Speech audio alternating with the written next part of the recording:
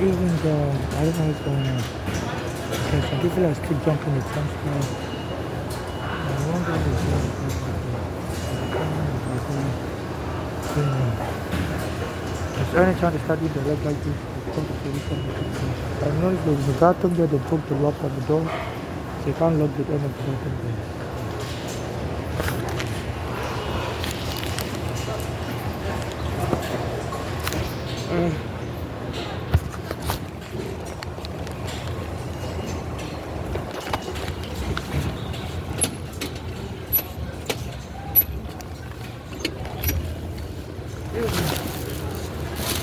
One of the few times I came here late at night during Ricardo's, the police keep me out. I think you have bags. I mean, yeah. I said a lot of foreigners have bags from Europe, from you know, Europe, like you know, people have bags. And they said they're gonna put me in psychiatric ward because I have bags. So what is this? I'm like, as I'm a human being, I have luggage. They know. They're gonna take you psychiatric ward, your bags. What is this? Is this some weapon? And they call the psychiatrist a nurse, psychiatric nurse. I said, can you stop embarrassing me? And she was grabbing her chest like this. You know, but I guess she was making fun of my breast and his face. And I told her, can you please tell the police officer to stop embarrassing me? So people go. The psychiatric nurse told me that. Yeah, they want to arrest me later at night and they keep running snow. So this Ricardo said the police will be acting provocatively and try to declare you crazy and kill you. He's a black American and he's been blocking me because I'm trying to sue US immigration. I'm also trying to sue the NYPD. The immigration arrested me roughly when my mother brought me in 2000. She had a green card and I came with her with a green card and they arrested me like the green card doesn't cover me. And then Eric Garner was going to be helping me with my court papers. Eric Garner was killed by the police. So this Eric Garner knows Eric Garner, they're childhood friends. So they say some black Americans are always jealous. And if any bad thing happens to a black American, they want it to happen to an African. But they say we sold their ancestors to slavery, so as to even the squad.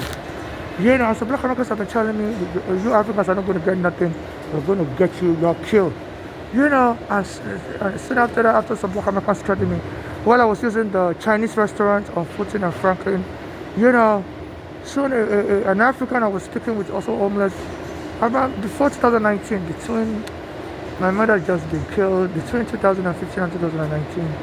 A black American that was always following me around. A black American male was always following me around everywhere he sees me, following around. So I thought maybe he was sexually attracted to me or something. So I was just ignoring him. Until I went to the restaurant one day, Fulton and Franklin, and he came there with a bunch of black American women, and they were all laughing at me. So we're going to start killing these people. So they sold us into slavery, and the woman was like, that's right. They sold us, so they're not going to get nothing. And the one was like, oh, that's right, they're not going to get nothing. And soon people told me to stay away from Brooklyn. Eric Adams was a black American borough president. So I didn't really know the politics. I'm from Nigeria, and I was used to be based on Staten Island. But after they killed my friend Eric Garner, while he was helping me against the police, they killed him close to my birthday on July 2014. So I was... So that's why, I've been hanging out more outside of Staten Island. So I didn't really know who is who. So the black Americans always taught me in Brooklyn. They said, we're going to kill these Africans, they can't get nothing here because they sold our ancestors to slavery. So, so that's how I realized the black American guy that always follows me around. Anywhere I go, calling me around, and walking with me. I thought maybe you like me, so ignoring me a lot of time. Until I went to the restaurant on Fulton and Franklin and came there with a bunch of women. I said these Africans are going to kill them all. I said they sold our ancestors to slavery and they're not going to get nothing. At that time, Eric Garner was the borough president of Brooklyn. And he also started talking about, some of these people are trashing up Brooklyn. They come with trash. He says he's going to get rid of all the trash in Brooklyn. And they started a war. So people are... I think they planted these people. So people are dumping garbage all over Brooklyn. So we're going to get, it was the borough president said it was going to get.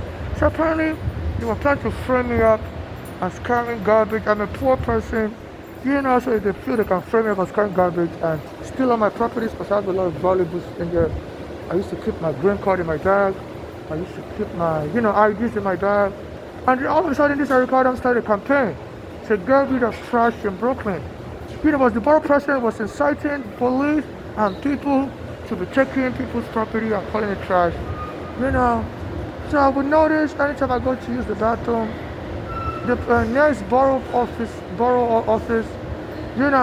the police will come into the bathroom and try to arrest me on my property.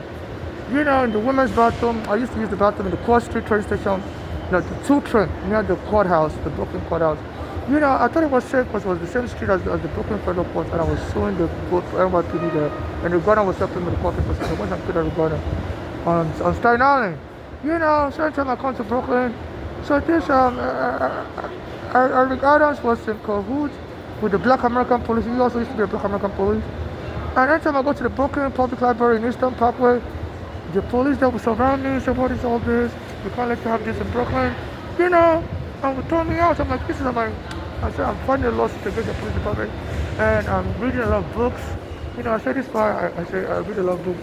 At that time, even I had a room I rented at night, but I used to work with luggages like this because I used to read a lot of books, magazines, newspapers. So I said, please, can you not hinder my right to education? I said, no, what do you mean you're reading books? What does books do? He said, no, please stop coming to our library with all this stuff. I said, before, when I started coming here, I used to see a lot of homeless with their stuff also. And since I've been trying to see your police, I said, you guys have been giving me hell. This Eric Adams was borough president, said they need to stop garbage in Brooklyn. I said, you all need to stop picking on me. Because this looks like some ethnic war you're fighting between Africans and Black American police officers. I said, you all need to stop that. Please don't bump into me, please. So, and they were just giving me hell. And I noticed a guy that was going to help me, the ones I took him there. The police was standing up and I took a gun like on my birthday, And also, I used to listen to rock music in the library. There was a guy called Rob, I think his name was Rob Thomas. He was from a band called Matchbox 20. And I think they were based in Arizona, but split from the group and came to New York, as a solo artist, and he sang the song Alien on Broadway. Say, baby, baby, come on home, Alien on Broadway. I don't know how to sing that song anymore. So I would go on my YouTube while in the library just to distract myself from my legal case. I was finally giving them NYPD. I was sometimes watching music video. I saw the NYPD, the Black NYPD there, they were watching me. I was trying to sue. I was trying to sue NYPD, and I had such an interesting, taking music. I liked white music. I like, all kinds of music. I listen to Black American songs also. Like T. Diddy and stuff. And then they went and killed the gunner close to my birthday, and I used to read, I used to get emails from a Black American pastor, Bishop Jordan. So while I'm in the library, I'll open up that email, and he used to give prophecies. Sometimes I'll play the prophecy at the Brooklyn Library. And he used to say, if you're born on if you're born on the 8th of the month, you're an important person to God, and God will do a revolution through you. Said the number 8 is a number of revolution. And he also said, not only number 8, but any digit that could add up to 8. So like 17, 1 plus 7 is 8. Says the same thing as 8. So he said the number 7 is also an important number. It means God has just finished something. And number 8 means God is about to start something new. I said something bigger, something better. God is going to birth. So that's what number 8 means. So he said number 8 means the birthing of something big. 7 means completion of a former thing. So I guess these Black American police officers were trying to see, could this prophecy be real? And they went and killed every gunner that was helping me in my court papers. They sent a white police officer to choke him, on July 17th. 1 plus 7 is 8. To see if that prophecy by the Black American prophet, Bishop Jordan, is real. And he said, the guy that killed every gunner, wore a t-shirt saying Diddy. So I don't know if they were making fun of me because I listen to rap music, P Diddy and all that stuff, or they were, or the Diddy could also mean that I love dicks, and they think Arizona also it means he loves Arizona loves dicks. Because as soon as Arizona saw me, that's what I was. It took an interest in me. He was selling cigarette, and when he saw me, it was like I was the signature of his eye. And for 2 hours, he kept talking with me, and people were trying to buy the cigarette from him. And he wouldn't sell cigarette anymore. And he was just talking to him. I was like, really? Your friend wanted to do this to you? I'm going to help you. And he was so attracted to my situation. So I guess they were making fun of him and they wanted to t-shirt Diddy and once I took it there. And they said before they killed him, they used to bother him a lot. They were looking for an excuse to arrest him, allegedly. And so he stopped selling cigarettes before they killed him. But I guess when they saw it, he wasn't selling cigarettes anymore. So they found a way to still involve him in the imbroglio. So they said some people were fighting, and then the black American police officer dispatched those white people, called them specifically, the one wearing the t-shirt Diddy, said go to the area. So there's a fight. And those white people that went and killed Ghana, one of them wore a t-shirt Diddy. Diddy, that name is important. And they said they went and took Ghana, they were laughing at him. And because after they choked him, he was lifeless and wouldn't rise up. And the paramedic came, saw he had a faint pulse. So the paramedics wanted to do resuscitation. The person said, no, get off him. Don't do resuscitation. So he's pretending to be lifeless. I said, no, they said he's not pretending. He has a faint. I said, no, he's going to get up. You watch. And so they wanted to confirm that he was waiting till he died. And before they told the paramedics, I guess when it wasn't not moving anymore, they told the paramedics to take him away. So, and the paramedics said when they tried to check his pulse, everything was gone. So they wanted him dead on the spot. And they said at that time, he had a baby coming up. His wife was pregnant, So I guess they were hoping if they killed him on July 8th, 1+7, maybe his baby will become a revolutionary savior of Black America. The baby will come into the world angry and will become a great warrior. They were trying to test it out. Because my mother used to tell me, I told her, the immigration was watching the immigration was always monitoring me because when my mother brought me from Nigeria, I was arrested at JFK in 2000. And I was arrested at JFK in 2000, July 2000, also July. It's very interesting. The kid I got in July. My birthday is July. And the immigration arrested me in July 2000. And that Black American professor, July is a spiritual month. It's the number 7 spiritual. It means God has just completed something. I said that's very important. So when God completes something, he lets it go out with a bang. It's a completion. Everything God does, it has a lot of, important meanings, hidden meanings, open meanings. So he said, it's a good day at number 7 and number 8. And number 8 is God is now starting something again. God has just stopped something. Did a completed work. So excellento. God completed something. I said number 8 now means God is not starting a new stuff. So they said at that time Mary Garner had a baby on the way. So they went and killed him on July 17, like a form of, they were using him as a Christian savagery experiment to see maybe his baby would save the Black American race. He was born into money.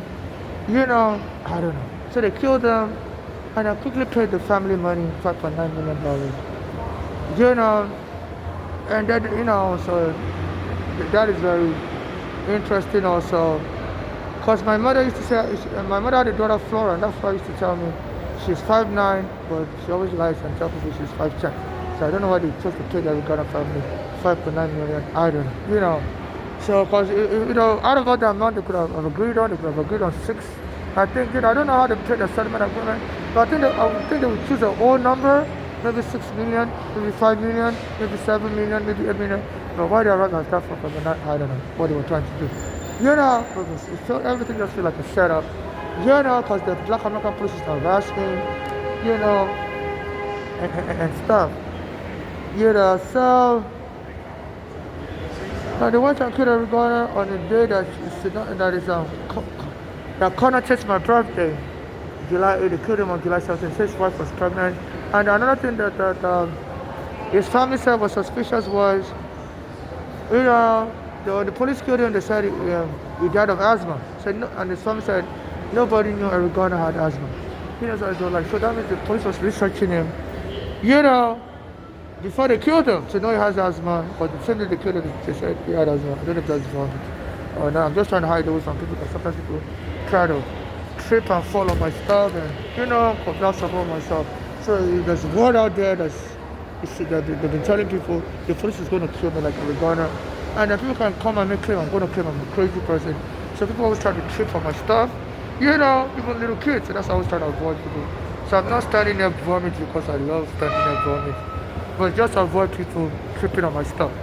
And they said the police is going to kill me as a sacrifice for people to win money. And they all claim I'm crazy, I'm always carrying crazy stuff. And people always trip on my crazy stuff. As you can see, my stuff is neatly. I don't have the most expensive, luxurious item, but it's tightly packed together. And I always tied it with a rope, extra ropes. Even when on the train, I tie it with extra rope. My stuff has brakes. So they said another thing they can say is that they said during the Olympics in France 2022 of World Cup, people were claiming getting bed bugs from touching other people's luggage at the airport. So this is why the police also wants to arrest me and blow up all my stuff because they hope to kill me and have their own gang members make lies about me, their cronies, to go and make up lies that while I was alive, I was adopting children, I was a member of a sex cult, and then they will all get my inheritance. Because my father has been killed, my mother has been killed, and I'm gay, I was born a male, I'm not a woman, I don't have any children. So they said, thieves always target gays to rob and steal the money. So they see, why don't we just kill this person and claim this person is a member of the sex cult and was authorizing everybody to go and produce children. So they always have people trying to grab me, touch me. They said there was a cult like that, Sarah Lawrence College cult here in upstate New York, a college professor or somebody that had a child in the college used to entice his daughter's friends in this Sarah Lawrence College to come have sex with him. And he got them to be paying him money to join the cult. And he tricked them allegedly and he would forcibly have sex with them. And so the government was trying to put him in prison.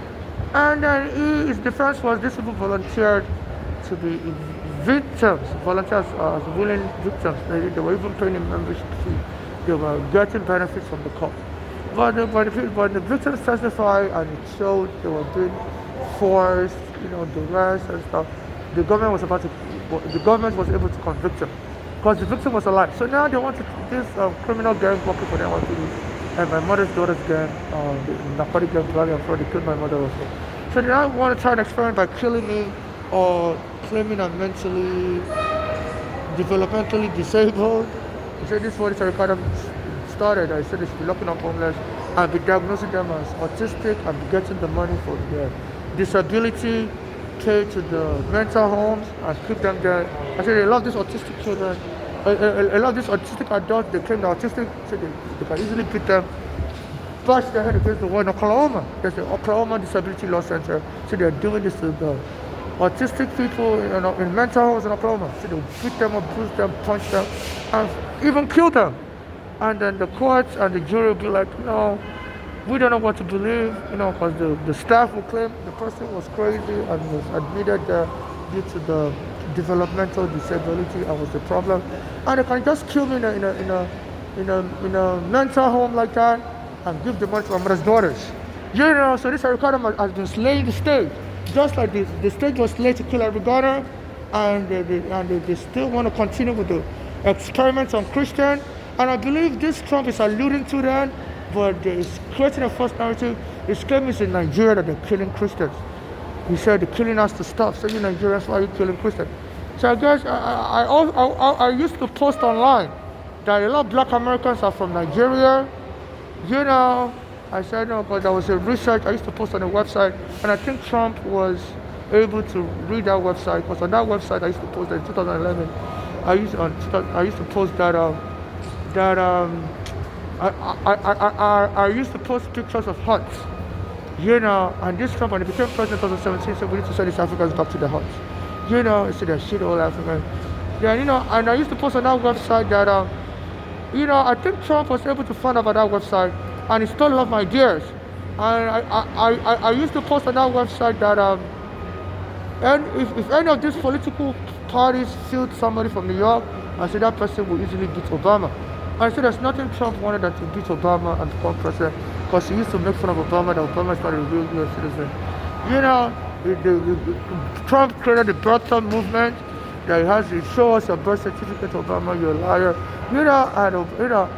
So I guess, I was under FBI surveillance. I said Trump has a lot of friends in the FBI. Because of my immigration case, when my mother brought me here, the immigration was spying on me, arrested my JFK airport. The case lasted 8 years. And even when the case was over, I got my green card. Still, the FBI always watches you if you ever had an immigration case. So immigration cases are life sentences, because always considered a foreigner, and so they always watch you forever. And this is extreme abuse. Immigration cases are civil cases, and it shouldn't be a life sentence whereby the FBI watch forever. I say they abuse immigrants like that. Once they start watching you, even wrongfully, they continue watching you. So it's like a fruit of a poisonous tree. So, so I used to type on that website, and the FBI was watching me, that, that I'm going to become great very soon. I'm going to record music. And I used to say that if they could, and I used to say that if any of this political party could field somebody from New York, I said that person will be able to become president after Obama. And Trump, I must have read my stuff, or people that were monitoring my stuff from FBI, they say he has a lot of friends in FBI. Must have told him, like, look, there's this person's like a guru, always predicting stuff. And they said Trump ran for office again. Because I said anybody from New York can easily win. I said people with that New York factor, 9/11, people in America would wow people to vote for somebody like that. I got sympathy and empathy for 9/11, but they would trust that kind of person to keep America safe. I don't know why on any of these political parties I haven't thought about that and fielded somebody from New York after 9/11. I said that could be the magic formula. I said even a beggar on the streets from New York will become president. In America. I said, so I was saying things like that. And then Trump ran for office. And, we all see the end of the story. He's now president. Even though some people are alleging the Russians helped him. So back to what I was saying. So with the Eric Garner's case, he was trying to help me, and I used to go to the Brooklyn Public Library, and I used to watch Prophecy from the Black American Prophet. That prophet would send me emails saying, saying all these things, that July 8th, that number 8 is an important number of revolution for God. And the number 17, 1 plus 7 is also 8, because God always adds numbers together. So God believes in single digit. And then I used to tell my mother that when I arrived here in America, when they arrested my JFK, when I arrived with her, my prison number was 494, which is Mandela's prison number. So my mother was like saying, maybe God is trying to say something, maybe God wants to civil rights work. So I believe the killing there of Ghana was trying to do a Christian experiment to see if, because he was about to have a baby, and he thought if they killed him on July 17, maybe the baby would come into the world angry and run for office and win. So it was like a savagery experiment. And I used to post online on that same website. A lot of Black Americans are from Nigeria. I said like up to like 90%. I just used to make up numbers. But based on things I've heard, because I said, Nigeria was one of the places, was the major trading places of the slave trade.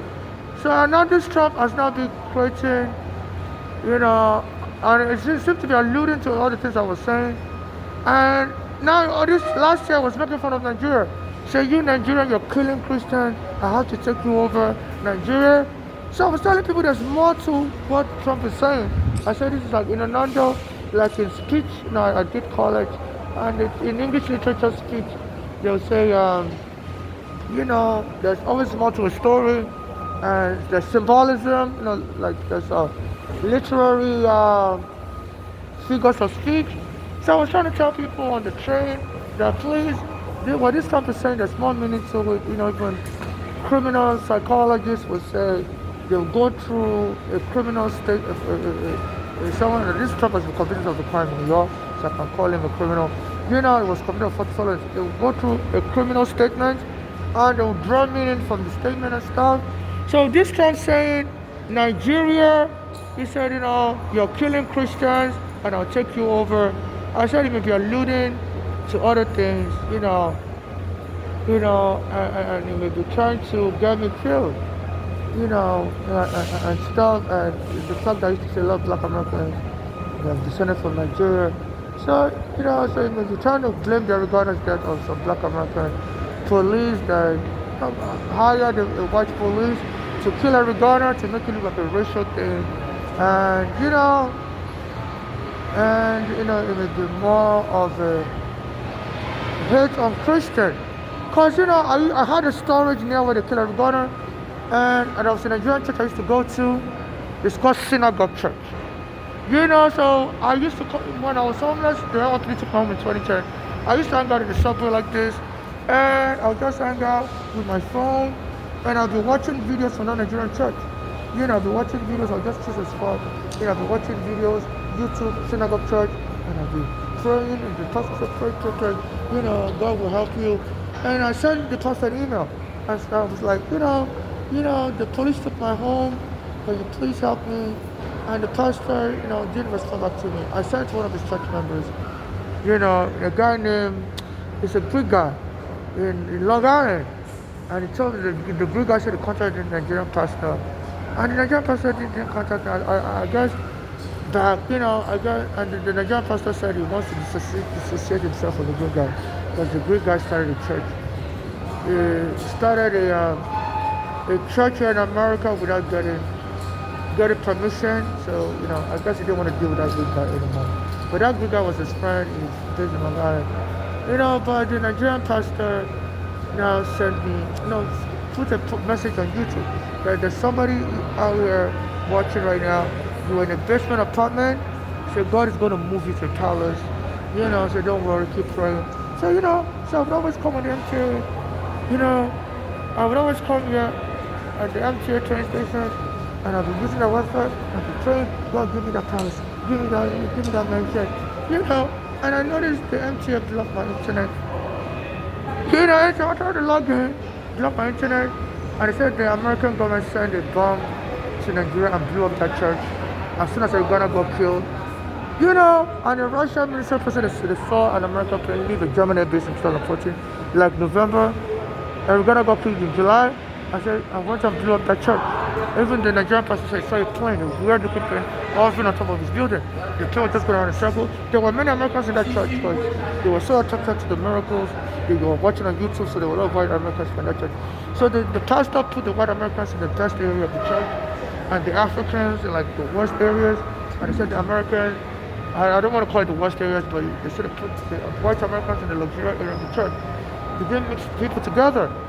So the American plane came and circled the church, and they bombed the place where the Africans were. So the more luxurious place where the white Americans were, that part of the church didn't get bombed, so a lot of Africans died.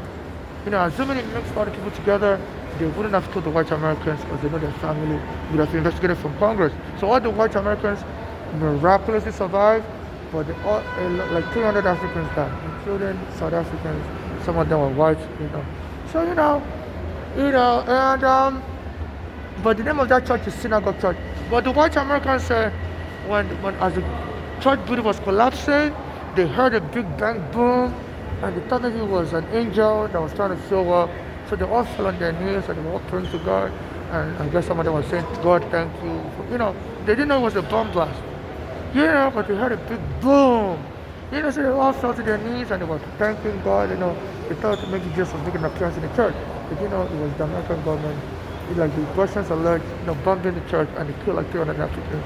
You know, and the same when they killed Ghana, they were also laughing. I know this Trump was saying, you know, that you Nigerians are killing Christians, I'm going to take the country over. Last year, and the police came and arrested me as soon as he said that. While I was in the bathroom, November 14th, 2025, like a planned state attack. They were trying to kill me in the bathroom and they were just beating me up. I said, what did I do? What did I do? They want to stole something. And they said, somebody said you stole something. I said, so that's why you started beating me up without telling me nothing? I said, you think you're just crazy. You don't even find nothing stolen on you. I said, after you beat me up, drag me out of the bathroom. So the November 14th that they attacked me, it's a day synonymous with my daughter's birthday, Balali. She was born on August 14th. So they attacked me on November 14th. Because they need her to testify against me once they kill me and claim I'm the problem. I was crazy, I was angry about being arrested by immigration so that they can give the money to her and then she can then, racketeering, donated back to the killers, the NYPD and maybe Trump himself. And, they've been trying to get me to marry somebody so that I can disburse the money to the fake marriage price. And no, they lock over the bathroom for the police station in 2020 for 4 years. So 2024 wouldn't open the bathroom. So I was begging people to let me come to their home to use the bathroom because they had arrested me, stole my green card, the police in 2019. So by 2020 when they locked over the bathroom, they said because of COVID, I was begging people at church to let me come to their house to use the bathroom. And everyone told me no. Then 2 hours later, the guy showed up. I said I could come to his house. I said I was going to pay him money. He said okay. When we got there, he told me he wants to get married. He doesn't want money. I told him no, and he held me outside. That was breaking me. And he told me if I dare escape, the police will kill me outside. I shouldn't even try to escape. I said I have to give him the marriage he wants, and I told him no, and he punched me. I was bleeding. I called the 911, and the police wouldn't arrest him. They threw me out. I said no, don't throw me out. Let me stay here. Let me arrest. I said Governor Cuomo signed a law that says in 2020 that shelter in place whether anywhere you are is your home and you should be given tenancy right. The police shouldn't evict you because all the courts were closed and the police kicked me out. And even though this guy's trying me, the police will keep me on the streets. If I ever go out, I better stay with them and take all their deal. And they wouldn't arrest them. And after they kicked me out, I came outside to try to come back later. So the abuse can continue. And since then they've been attacking me and trying to force me to go back and marry him so that they can kill me with violence. And I shared the money and claim, I adopted children because I was born a boy, I'm not a girl. I claimed that, I was a member of a sex cult with them and they adopted many children for me. And they can steal the money that way. So, and since, I destroyed that plan because I've been out here since 2020. It's now 2026 and I've been surviving every murder attempt. They tried to kill me again on November 14th, 2025. It gets down to my mother's daughter's birthday. I guess I called my mother's daughter. They chose that to attack me so that, she can, help them testify because people try to protest for me because I've been telling people to please support me, but nobody answers me. But sometimes they say people wait till you're dead first, and then try to use it for clout, and then even a black American, MTA worker has been playing that game with me. He's the vice president of the MTA. His name is Tremaine Thompson. I always see him on the screen. He posts on Instagram. And I tell him, sir, can you please help me? Your police are trying to kill me in your subway. They always try to arrest me. I will tell him to send in videos on his Instagram. I say, I always do that, you don't respond. I say, you tell me to send another one, he's going to respond. He doesn't respond. Then he will post, he's been posting videos now that said he has to get paid. Because I always put in the videos, I said to a disclaimer that I'm not looking for marriage. I'm not looking to bribe anybody with a marriage or surrogacy or any payment. Please just assist me investigate this. And he started posting videos also that he has to get paid. And he started posting videos also saying he has a lot of stuff in his inbox he hasn't checked. And it was post lost and found. So sometimes he finds old items in his inbox he didn't read. So I guess it's alluding that if I don't pay him, what's going to happen, all these activists I'm sending videos to, they're all going to claim the same thing. They're just going to wait till I die. And they're looking through your inbox and claim, oh, this person was sending us messages. We never really realized was sending us messages. Now that they're dead, oh wow. So that they're threatening me, so I better pay them before they can help me. So this is a racketeering. And even Jumaane Williams is the public advocate of New York. I've been trying to get him to help me. Sending emails for many years that this place is about to kill me. They killed my friend Eric Garner. My church in Nigeria was bombed. I've been, and it would, and I'll always put a disclaimer when I send him a video that I'm not looking to bribe you with marriage. I'm not looking to bribe you with surrogacy. So please help me as part of your job as public advocate. And he wouldn't respond. And I post a video of him smiling with the number 2 sign. I don't know if he's making fun of me that I'm going to get killed at the doctor. I better play up and stop fronting. I believe that's what he's saying. And it was smart, Jumaane Williams to the number 2 sign. Now, wouldn't respond back to me. And also, in the number 2 sign, it means better find a way to include me in your lawsuit, future lawsuit money through a fake surrogacy and stop the disclaimers you're doing. So this is savagery. They're trying to hold me for ransom. I'm a Nigerian, and my mother's been killed. Eric Garner has been killed. So please donate to my cash app, NYC Homeless. Please, they're trying to hold me for ransom. And even, my mother was telling me that I need to be careful. There are donors are moving with a narcotic gang. They're dressed Bolali and Fur. I'm moving with a narcotic gang, and they're trying to hold me for ransom and declare me crazy, declare my mother crazy, and get all the lawsuit money, because at that time I was trying to sue the NYPD for taking my home on Staten Island wrongfully. And Eric Garner was helping me, the kid Eric Garner. The case number was 13CV5052. And my mother was telling me to be careful that my mother's daughters here are part of a killer gang. They're trying to hold me for ransom. So please turn to my cash app, NYC Homeless.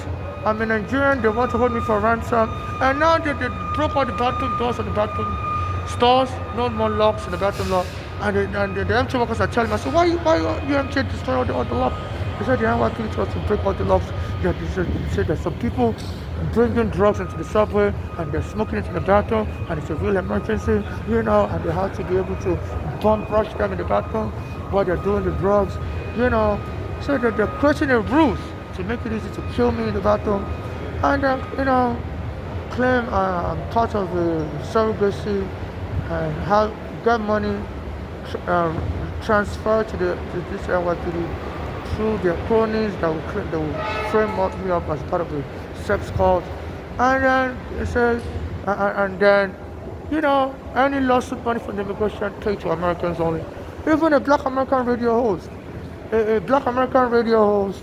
So anytime I'm around, foreign things that happening, they have all the undercover agents. So I don't do guys about the agent. Sometimes when I'm not watching, people just take my stuff and go. So that's why I try to record every suspicious thing. And they're trying to frame me if I was using drugs also. I'd have people always coming around me doing drugs. So I don't support any drug use. If anybody's using drugs, I'm not a member of the gang. So I'm recording video. So I don't support drug use. I'm a Nigerian. They're trying to frame me up as being member of a drug gang that come to the train station to smoke drugs. So in case you're watching somebody doing drugs, and I covered my head with a blanket yesterday as I was eating. The police surrounded me on the 6th Street, 5th Avenue. They said, what are you doing? I said, it's cold. I'm wondering my blanket I was in. And the police was arresting me. And this guy comes here to do this. So I don't know if it's an undercover agent. So I'm in Nigeria, they're trying to kill me in America because I present the police and frame me up as a drug user. I'm not a drug user, so that they're trying to frame me up, here in America. Since I've been exposing the corruption in the police force. Even my mother told me to be careful that those are part of the narcotic gang.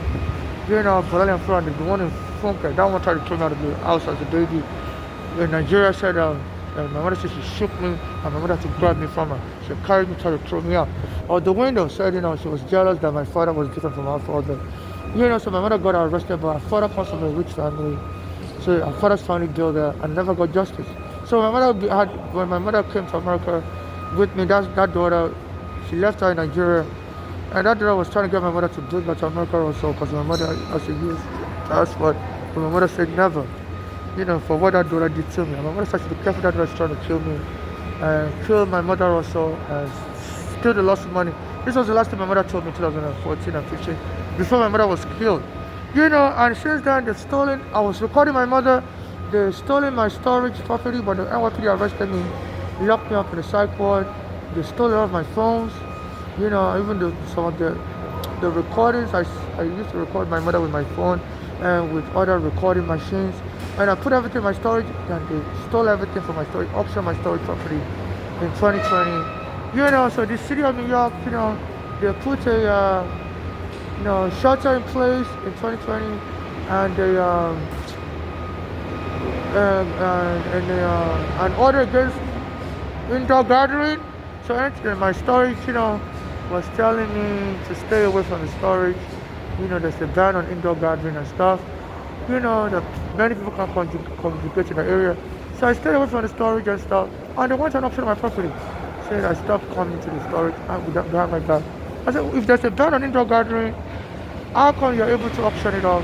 And I called 911 when I found out late that they were about to auction my stuff property. They didn't give me early notice. I was just making phone calls, and I found out my property is about to auction off the next day. I was like, you guys just sent me notice. They said they sent it to the wrong address. So I went down the day of the auction. I said, there's all this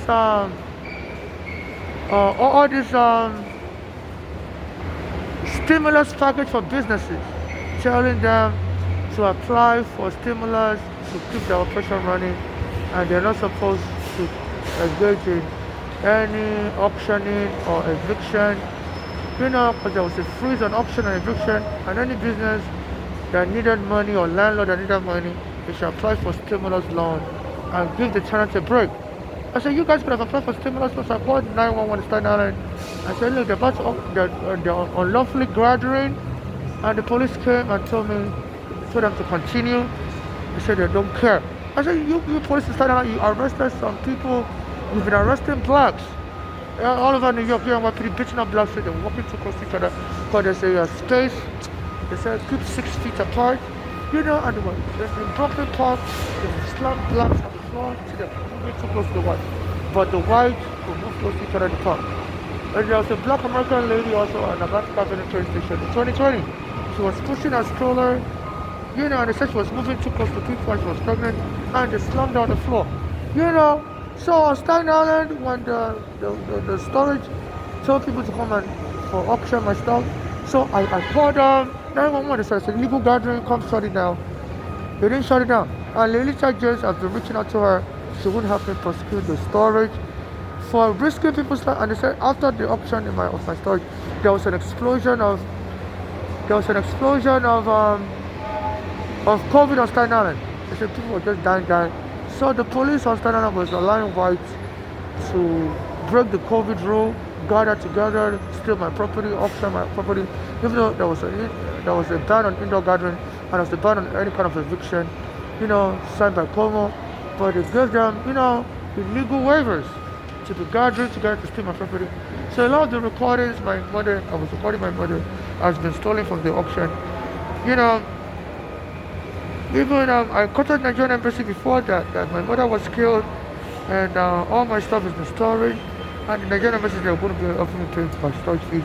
Even I contacted the Nigerian church, a multi-billion-dollar Nigerian church. It's based in Nigeria, but they have a branch in Long Island. And I told them my mother is killed, and all my stuff is saved in the storage. I recorded her telling me address about to kill address in Nigeria and address in America, Milan, Florida, the one Nigeria Funke. And the Nigerian church, also multi-billion-dollar Nigerian church, they have a branch in Long Island. I said, don't worry, we're going to pay a storage fee. So I was thinking, my storage fees was being paid by the Nigerian embassy and the Nigerian church until the storage told me, no, I was owing money, and and they never told me early until I called them like a day before the auction. They told me it was supposed to get auction. Tomorrow I was just telling them, when can I come back into the storage, when I go to let people. And they told me, no, as a matter of fact, the stuff is going to get auctioned. And another one I had in Harlem, extra space, they auctioned behind my back. I wasn't even able to catch them on time. And they told me to send them notice to the wrong address also. So the NYPD was working with all these people that they should, and I guess the Nigerian embassy was also colluding that they should help my mother's daughters frame me up, like a liar, and by All my recordings I made of my mother saying I was about to kill her, Polly and Flora. I don't want to think so they were going to frame my mother up and kill us and hold us for ransom and get the money for themselves. You know, so I recorded my mother telling me all this. And they stole other evidence from me. You know, the Nigerian embassy, the Nigerian church, they promised to be paying my storage fees for me. But the good thing is the FBI recorded a lot of the stuff my mother was telling me. Because I was under FBI surveillance, so that's the only good thing. But otherwise, a lot of the letters my mother would write me, the things I brought here from Nigeria as evidence of all the crimes I was subjected to by my mother's daughter's Islamic protest and my mother was everything was stolen in the storage. You know, so there's a lot of witnesses also, you know, there's a lot of witnesses also, everything has been stolen. You know, so it's very hard for me to prove anything now. Except I hope the FBI surveillance picked up a lot of this stuff. But my mother's been killed, my father's been killed. These are people that would have been witness to say, you know, that my mother's daughters are out of control, Polly, Flora, and Funke. And they've always had behavioral issue, always engaged in crime. And at that Funke, my mother said she was shaking me as a baby and trying to throw me out of the window. And my mother got arrested. But her father's family, she has a different father than me. Our father's family, they have money. They have money, and they freed her. So they blocked the prosecution. So I was never able to get justice for the child. But you know, and the most interesting. I'm trying to go online to play a music video, but but the internet here is not working. You know, I'm sitting at the train station. You know why it's not working. You know, but the interesting thing is that you know, is that a musician in Nigeria, as my mother was telling me this, that her daughter's about to hold me for ransom and frame me up and have me arrested and take the any lawsuit money and frame me up as crazy. A Nigerian musician wrote a song about it, you know, and his name is Scales. Said they want to hold somebody for ransom because the person is young, rich, and handsome. You know, that time I was still a boy, not a girl. You know, and the name of the song was Shake Body. You know, because my mother's address is to like, one of the addresses to shake towards the baby. You know, I was trying to throw me out of the window, and my mother had to grab me from her. You know, I said that daughter was trying to kill me. You know, and my mother said she was able to get her arrested and stuff. You know, so this is what I'm experiencing, and they've killed, you know, witnesses like my mother, my father also. You know, so my mother said her daughter, her father. So there's a Nigerian musician, his name is Scales, and he recorded a song around that time. Before Uganda got killed, the same July Uganda got killed, he dropped that song on video. You know, so they're trying to hold somebody for ransom. You know, and then they killed Uganda now when they said the police framed them. I was crazy. You know, so I really, you know, so it might be the police that gave my mother's daughters that idea to frame me up as crazy and kill me. You know, and apparently people were, you know, so. You know, and apparently also people were aware in Nigeria and they were singing about it and sang that song, Shake Body by Scales. Said, you know, they were trying to hold somebody for ransom because the person is young, rich, and handsome. You know, and as a matter of fact, you know, the guy that recorded the song started doing the Michael Jackson moonwalk. You know, so when I was a child, to show the song, you know, was related to what my mother was telling me also.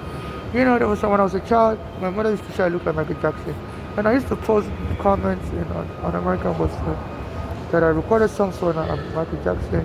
I used to send it to him from Nigeria, but they used to send me back the song, saying the wrong address. So I used to tell people on the website that one day I may go to Nigeria and get that song, and we recorded. They said it's going to be a big hit. It was a nice song.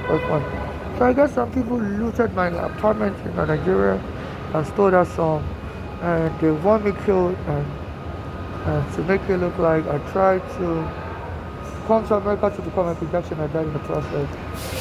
And my mother's daughters, you know, about one of my mother's daughter's son, uh, Flora's son, my nephew, his name is Ayinde Cheney Jr.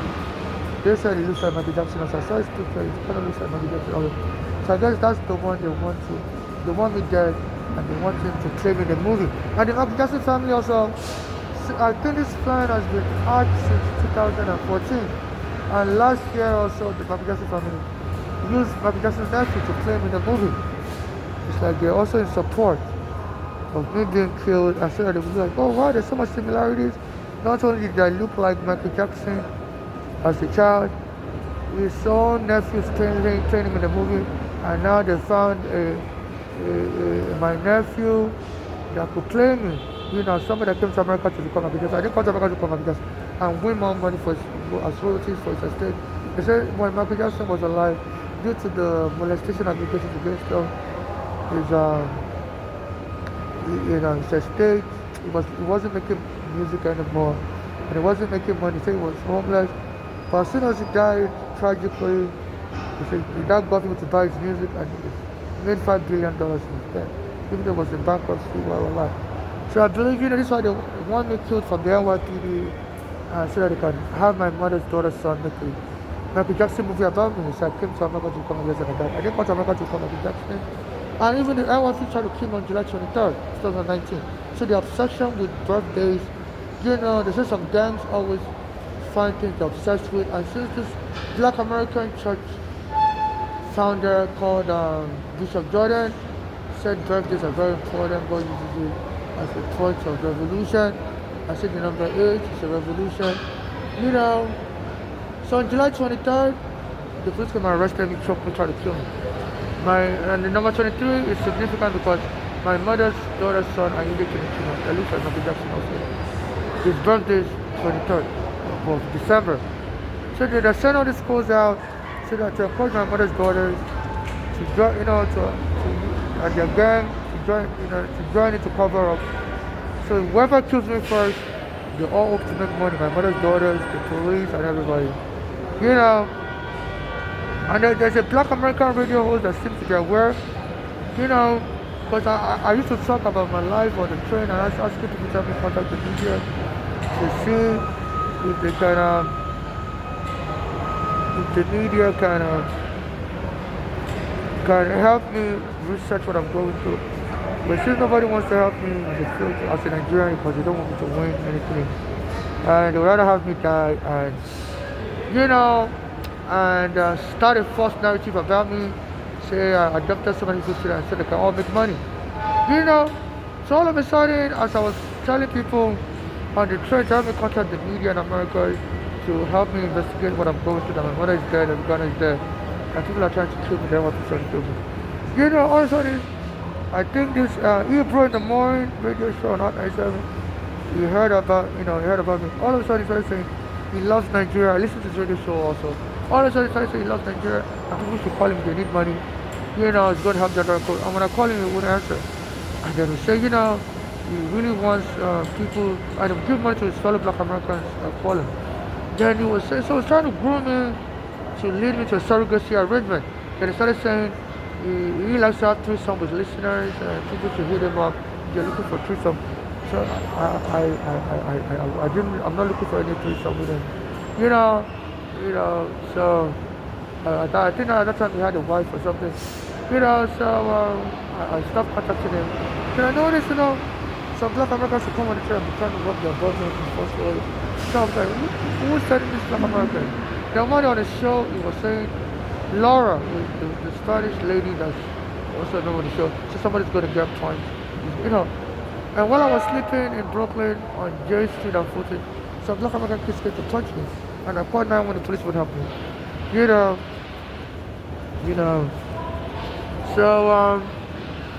So this is what I'm going through. So they use intimidation and force to try to get me to a fake surrogacy. So this is the song by the Nigerian singer Scales. Shake Body says somebody. is going to be held ransom for ransom.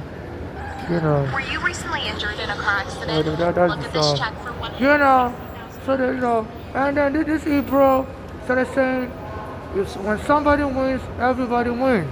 You know, so if you win, we all win. You know, we started saying, started that phrase. You know, and then another Black American radio host in another station. You know, his name is Sean Lemon. He's been arrested for sex abuse when he was for abusing a minor. Then he started saying, nobody's gonna believe the truth if we can make up a good lie.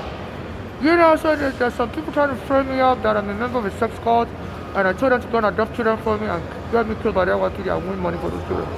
You know, and I've been some of these Black Americans. You know, in support of it. You know, I've reached out to Black Americans like Charlemagne on Breakfast Club, and they started saying, you know, nobody will believe the truth if you can make up a good lie. The people love a good story. You know, and since then people have been coming around me calling me mama, mama, as I'm begging for money. I said, don't call me mama, I'm not applying to adopt anybody's child. You know, so they're hoping to kill me and just, and I believe they're going to, they're modeling their criminal cult based on the Sarah Lawrence college court in upstate New York, where a white guy was raping women and killing these women consented as they were even paying membership fees. But thank God those women were still alive, so they testified in court that he forced them to consent. So they put him in prison. But me, they hope to kill me so the death which I don't tell, and then claim that I was in a secret relationship with all these people. You know, so Black Americans are conspiring to have their white people kill me. And their white people also helping create false narrative. They're breaking all the bathroom doors, you know, removing the locks to make me look like I was just a crazy person. You know, and I was doing drugs in the bathroom and they would kill me. And then share the money with as many people as possible, even though they're trying to reduce the liability, because if there's too many victims, it wouldn't make any sense, you know, because, you know, the government's not going to pay infinite money. So that's why they're so paranoid.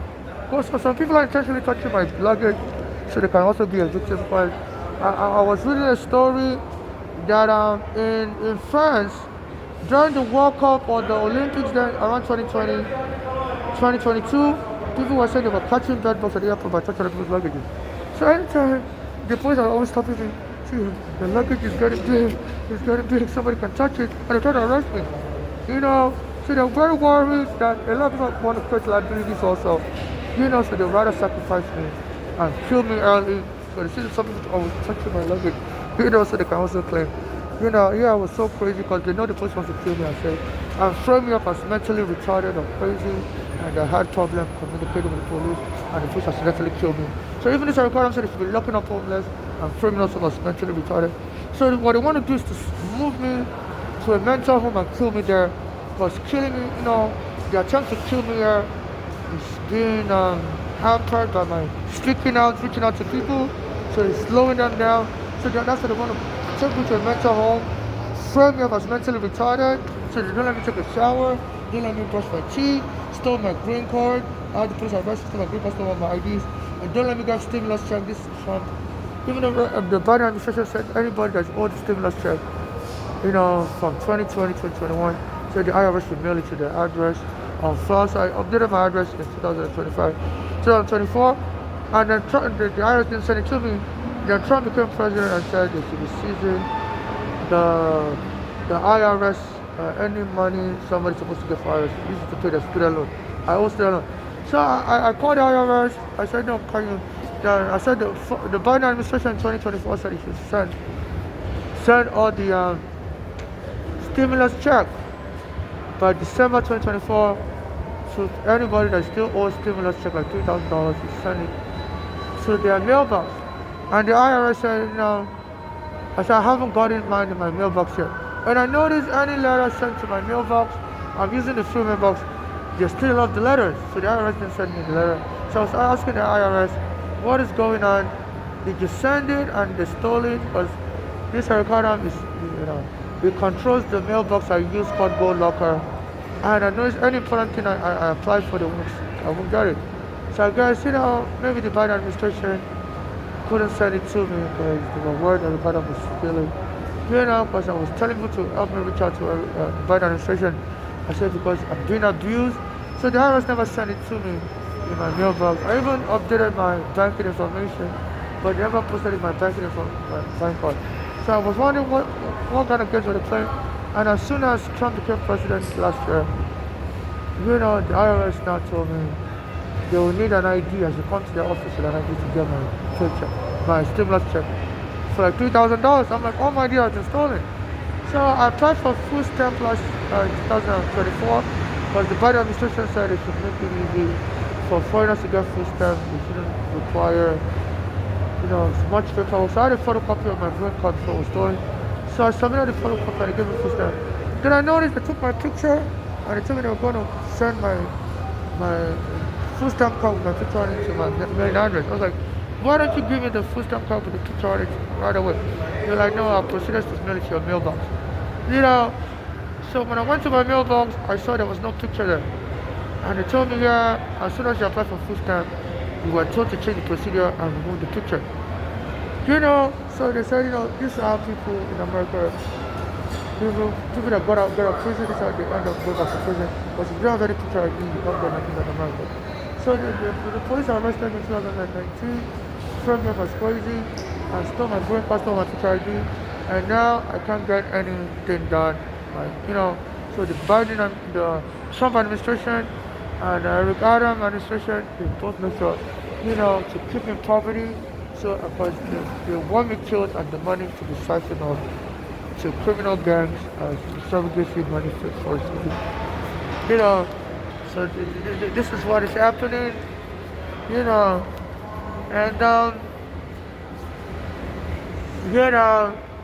and something about Eric Adams, it's just so much, and also, so they're trying to plant evidence that all the homeless are crazy, and to make it easy to kill the homeless like me.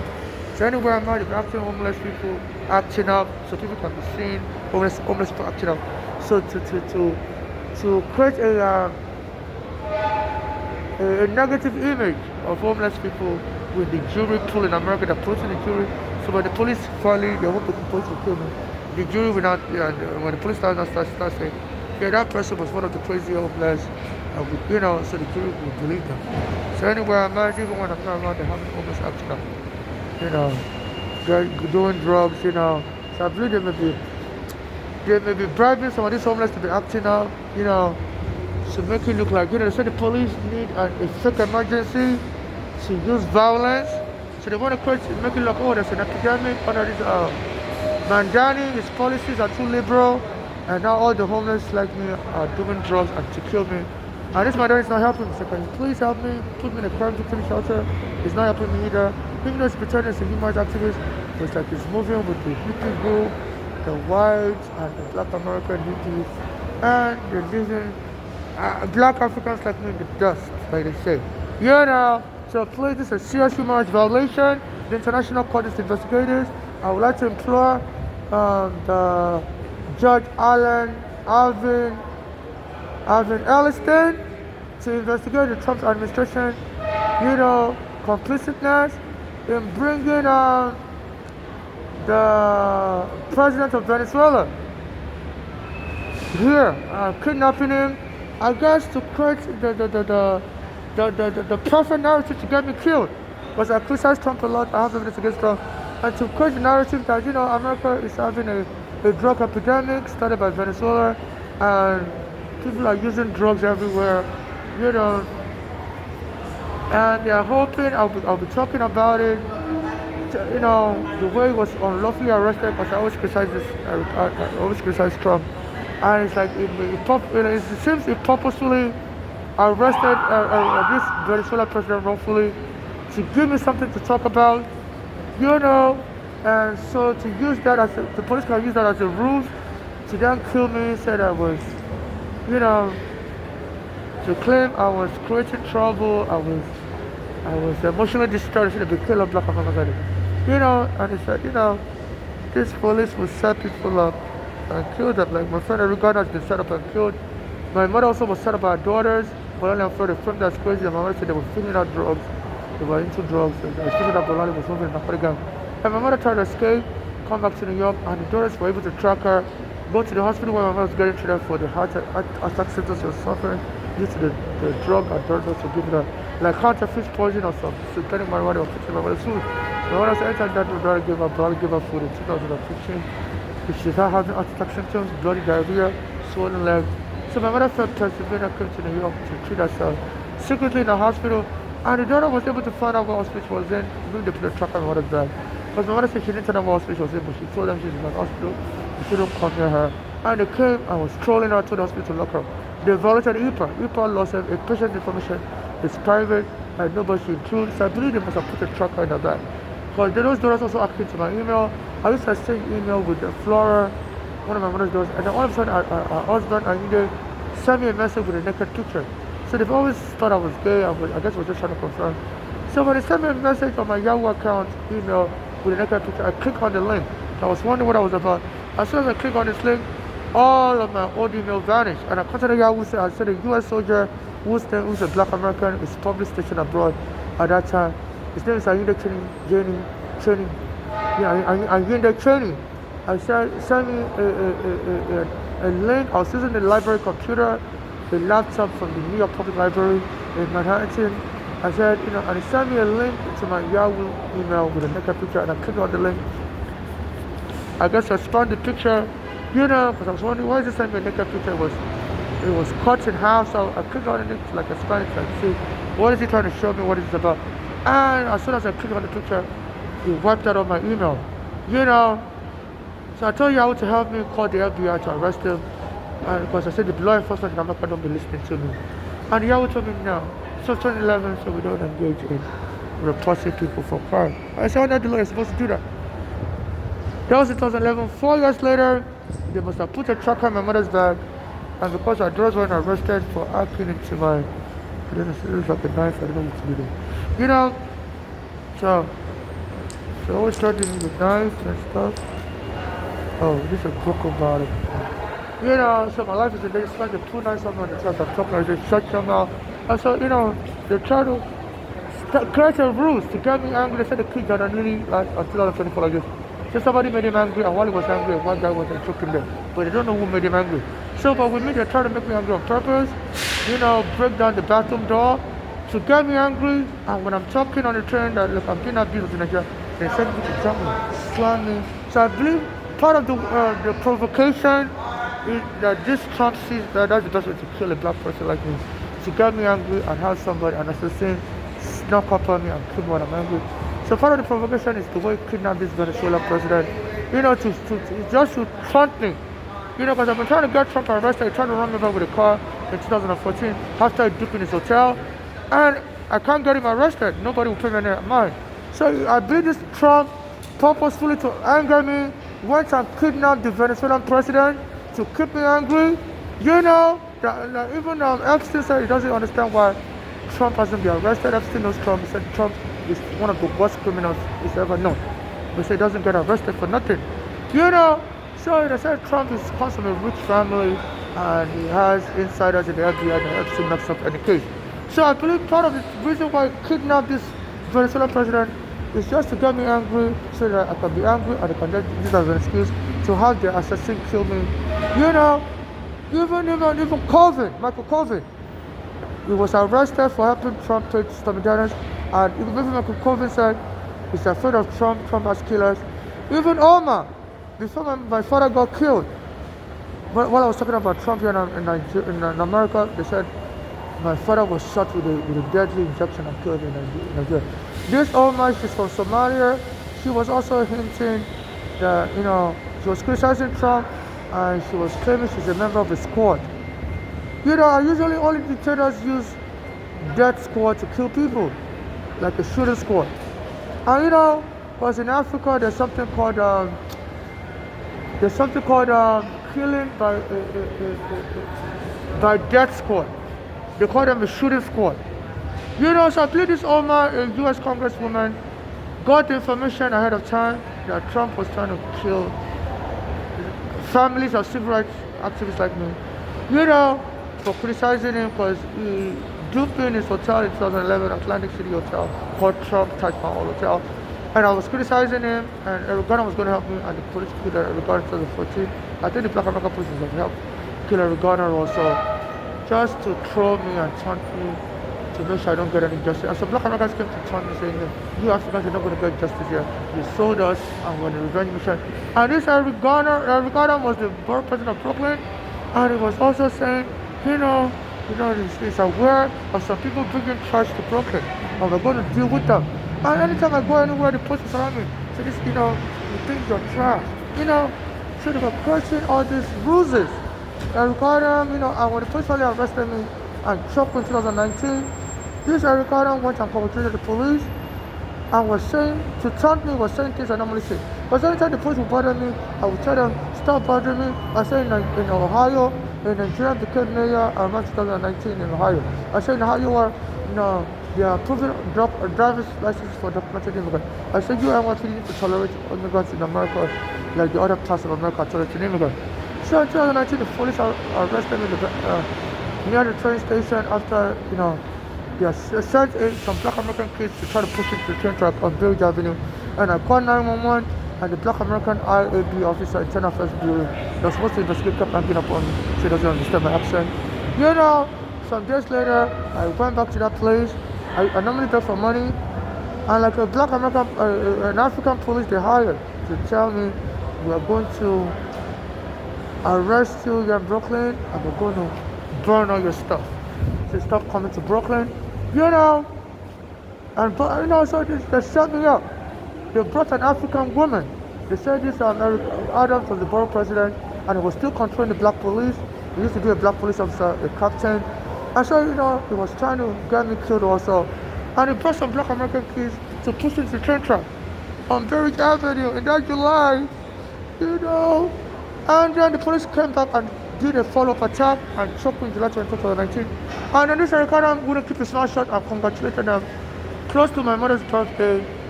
My mother is born January 19.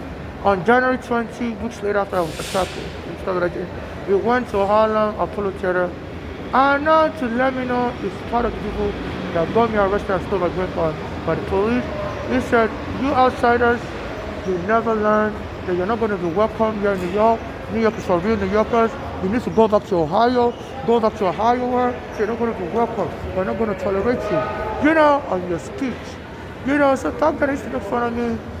Say I speak with a fake American accent. And when I tried to use the bathroom on the AC line, 14th Street, back then I was still a boy. I used to use the men's bathroom. I was still trying to change my gender. I was in transition, so I used to use the men's bathroom sometimes. And they put in the men's bathroom, Dyson poser. So I took a picture of that statement and I saved it to my Google Drive. Then some people started telling me, stay away from Brooklyn. There's a plan to assassinate you in Brooklyn. So I was like, why would anybody want to assassinate me in Brooklyn? Why not in Manhattan? So I didn't take the people telling me that serious. I didn't know this Eric Adams was the borough president in Brooklyn, and he's been trying to kill me in Brooklyn because they said he controls the Brooklyn Black Police Mafia.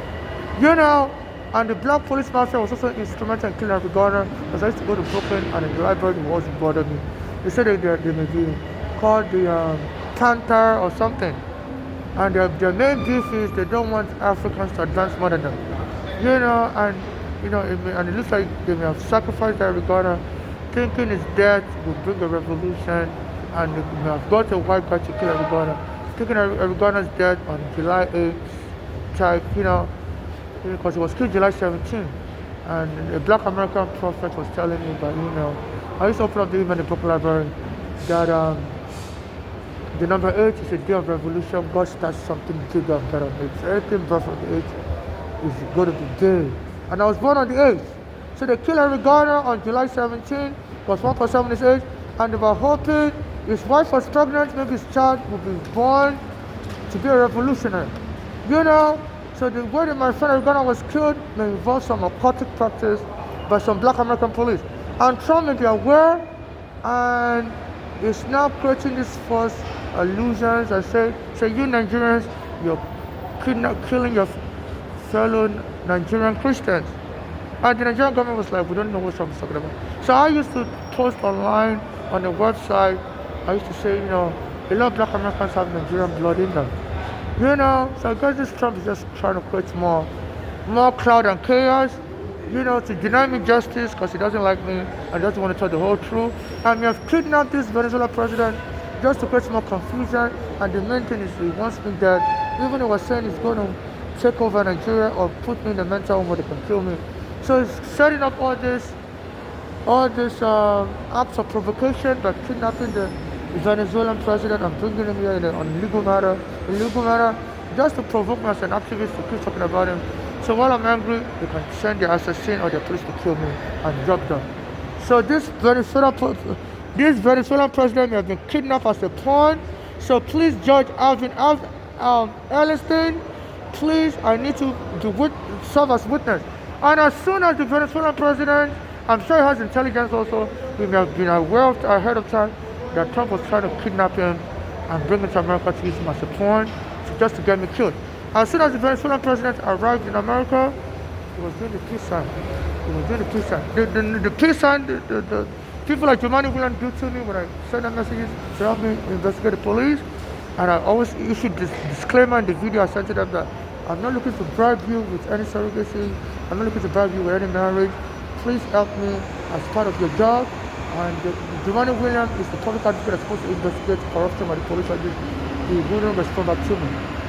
And he recorded another video and posted on Instagram smiling with the peace sign, squinting his eyes sometimes. So to tell me, unless I agree to bribe them with some fake surrogacy, and so that any future lawsuit money I make, they will get it, it's not going to help me. And even a black American vice president of the MTA, his name is Truman Thompson. He also posted video on Instagram criticizing the MTA, saying they're about to kill somebody, on the MTA soon. Like, be careful. So as soon as I see him on the street, and I'll tell him, sir, I'll send you messages on Instagram, you don't respond. I'll tell him to send another message. So I'm sending messages to who still respond, because I always put a disclaimer, I'm not looking to bribe you with a fake marriage or surrogacy. Just do it as part of your work as a transportation worker. Under United States federal law, transportation worker has a special duty to protect passengers. And I say it's your job to protect me. If you notice and my life is in danger, to help me. And then he started posting messages on his Instagram saying he has to get paid. So I got to get paid. So I guess he was telling me I have to find a way to bribe him. If I don't want to do surrogacy, if I don't want to do fake marriage, I have to find something. And I just don't know how to bribe. I'm homeless, I'm broke. Then he started, putting threats online, saying he has a lot of old messages in his lost and found. He doesn't really read them, but sometimes he opens some of the old messages. People have said he hasn't read them, but he has not read this, but he has just too much. So I guess he's issuing a threat to me that people are just going to wait. If you keep insisting you're not going to bribe people with surrogacy or fake marriage, guess what? You're going to wait till you get killed. After you get killed and if people start talking about you, then we are going to go to our inbox and say, oh wow, in our archive, you are in our archive, we never read from you because you are not important to us. Oh, we're so sorry. You don't really can read from everybody. So he issued that threat that he has an archive of old messages he hasn't read ever. So I guess it's to warn me. So I better pay up. Because they're about to kill me in the bathroom. And that Giovanni Williams also, we did number 2, so I ended up post video to him and smiling, squinting his eye. I have the cross-eye issue also. I used to use a cream made in England called Mercury, and I didn't know that cream would cross my eye. Because, Mercury is a poison and it's not supposed to be sold internationally. But the British government was dumping all these cosmetics in Nigeria that was poisoning Nigerians. Even the British oil company Shell would throw the oil in Nigerian water, and a lot of Nigerian kids would drink that water and end up with colon cancer and die. As part of savagery, the British government was abusing Nigerians like that. So I criticize the British government also, even though I have ancestry in England. One of my father's last name is McCarthy, So, and when I was being abused in America during the 2022 World Cup, so I guess the British government told the British soccer players to throw me, So during the 2022 World Cup, I was telling the whole world to please help me. My mother is killed. My friend Arigona is killed, and some black American gang with their white police are trying to kill me also. So I think it's going to cause a revolution.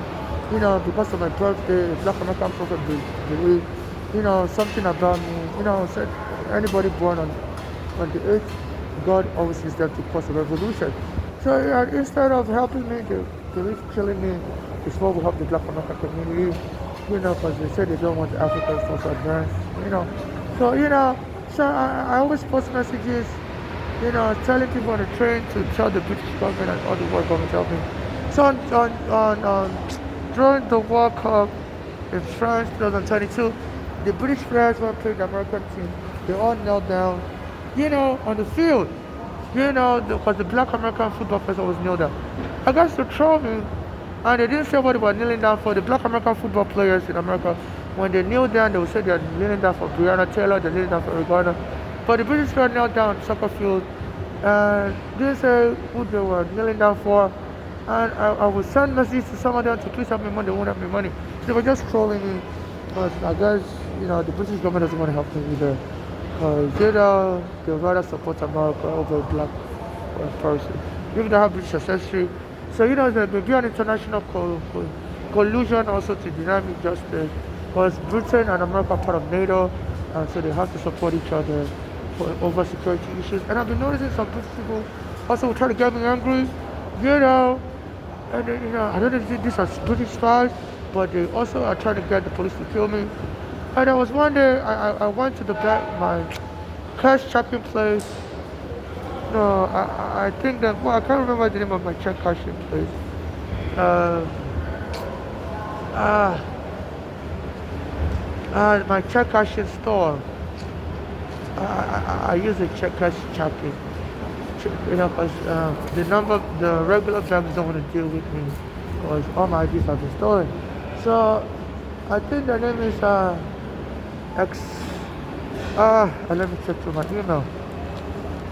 There's just so much information,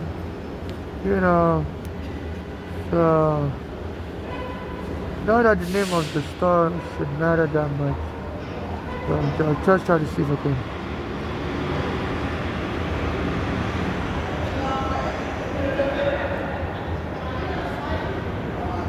I think the name of the check cash is or something as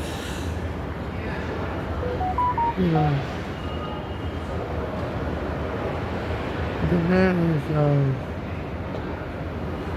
is so one day I was trying to use the service of the store, and they told me that the computer is down, and the British guy came behind me. And I turned to him. He showed him this British passport. And he said he's just arrived from England. He wants to open up a bank service with them. And they took his British passport, opened up a bank service for him. I'm like, how come you told me your computer is down and you're all laughing at me, but when a British guy came from behind me, I turned to him. And he was just trying to get me angry. Things like that. So I recorded it on video. And they stole my phone, stole my memory card. Someone's trying to rob me. And one day I was begging for money on the street. A British guy came and told me, he's just lost he told me he's lost his credit card. So he said, did you check my credit card? I'm like, excuse me. He said, no, I was begging for money on the street, and he came and gave me $1. I said, I think when I gave you the $1, I gave you my credit card. I'm like, excuse me, sir, how would you give me $1 with your credit card? How would you not know what $1 feels like or what a credit card feels like? So, he said, please go to your pocket. He said, please go to your pocket. I think when I gave you the $1, there was a credit card behind the $1 I gave you. I think the $1 was glued to a credit card. I said, no, you have to check your pocket. I guess he was a British spy. So I recorded him on near where the police arrested me, so I stole his phone. I recorded him. I was like, this British guy, I'll beg you for money at the Bowling Green Park. This British guy came and gave me $1, and he walked over and came back. And he was like, excuse me, when I gave you the $1, I think the $1 was glued to my credit card, and I gave you there's a credit card attached to the $1. I have to check the pocket. I said, excuse me, sir, and it was very rude. I said, yeah, I have to check the pocket. I said, no. I said, there's a police camera recording. I said, at that Bowling Green, in front of Bowling Green, like Patrick, it's called Barry Place and Broadway. In that intersection, there's a bank there called Citibank. So I normally beg for money there, and so the building that owns that Citibank will come and spray me water. Even the guy that sells a bagel will tell me to go away, that nobody likes me in the neighborhood. So they always try to infringe on my right to do business and get me to be broke and poor so they can frame me up as mentally ill or mentally retarded and take me to a mental home and kill me there.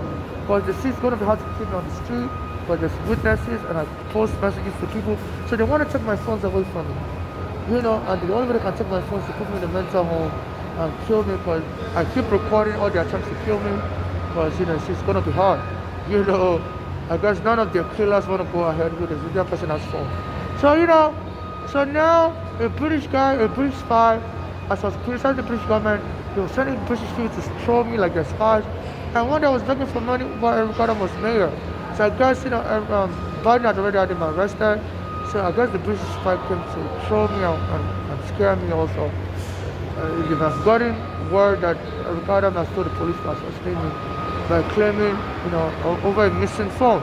So the British guy, as soon as I gave him $1, the British, I was begging for money, and he came by and gave me the $1. And I noticed he had a rude look on his face. I was telling him, please help me with $1, please help me with $1, and he passed by me. Rude look on his face. I wasn't even expecting to give him any money, and he went and bought bagel. I was standing at the bagel cart, in front of Citibank on Bradley Park, but they call it Bradley Place on Broadway. And I noticed he had a rude look on his face, and walked past me, went to the bagel store, bagel cart, bought bagel. Then he walked past me again, then he turned around and gave me the $1. So I was like, okay. I wasn't expecting him to give me anything. So when he gave me the $1, then he walked away, came back again. And it was like, excuse me, when I gave you the $1, I think the $1 was glued to a credit card. He said, no, I need to search your pocket because I think you have my credit card. I said, sir, I don't have the credit card. And it was so rude. It was giving me this horrible look. It was very rude guy. It was about to pick me up and choke me. So I have to search your pocket. I think you stole my credit card. I said, look through your stuff again, sir. I said, there's police camera recording this. And I started recording him. I said, sir, I've been getting jumped. I don't appreciate that the foreigners also trying to jump me for the American government. And then he looked through his wallet and said, okay, I found the credit card. So I recorded everything. I was like, that looks like a setup. So at that time, Biden had already gotten Eric Adam arrested for Turkish bribery. And I used to complain a lot on the train that Biden used to arrest Eric Adam and finally arrested him. And this Eric Adam now said, some of you Negroes want him gone. After Trump became president last year, and Trump asked the judge to jail hole, to drop the charges. So he needs Eric Adams to help him with the special immigration work. Eric Adams is a special immigration agent. And all the federal prosecutors said, it looks like a legal job that Trump is giving Eric Adams, and he wants to bribe him with dropping his criminal charges. So all the federal court judges, all the federal prosecutors resigned. And based on the allegation, the judge, the whole invited Eric Adams to come and testify to reassure the court under perjury and sworn statement that to assure the court that he doesn't have an illegal activity going on with Trump. And he assured the court that he doesn't have an illegal activity going on with Trump. And as soon as he stepped out of the courthouse, he purposefully lied under perjury. He said some of you made a statement. He said some of you Negroes are trying to get rid of him. I was the person who's referred to as Negro. Because I used to post on the website that Nigeria was formed from the word nigger. The British colonized Nigeria and gave it the word nigger. So I used to post online, So that's why I said, some of you Negroes want him gone. He said, we'll see about that. Are you Negroes crazy? So now, in retaliation, as soon as Trump set Eric Adams free from the criminal charges, Eric Adams told his police arresting homeless, framing us as drug users, putting us in mental homes, as mentally retarded. Because it's easy to kill somebody in a mental ward. Because the Oklahoma Disability Center said, the people they abuse in mental homes in Oklahoma, it's hard to get justice for them because there's no outsiders as witness, and it's just the workers that witness, and whatever they claim the jury believes them. And even the governor has been saying she wants cell phone taken from kids.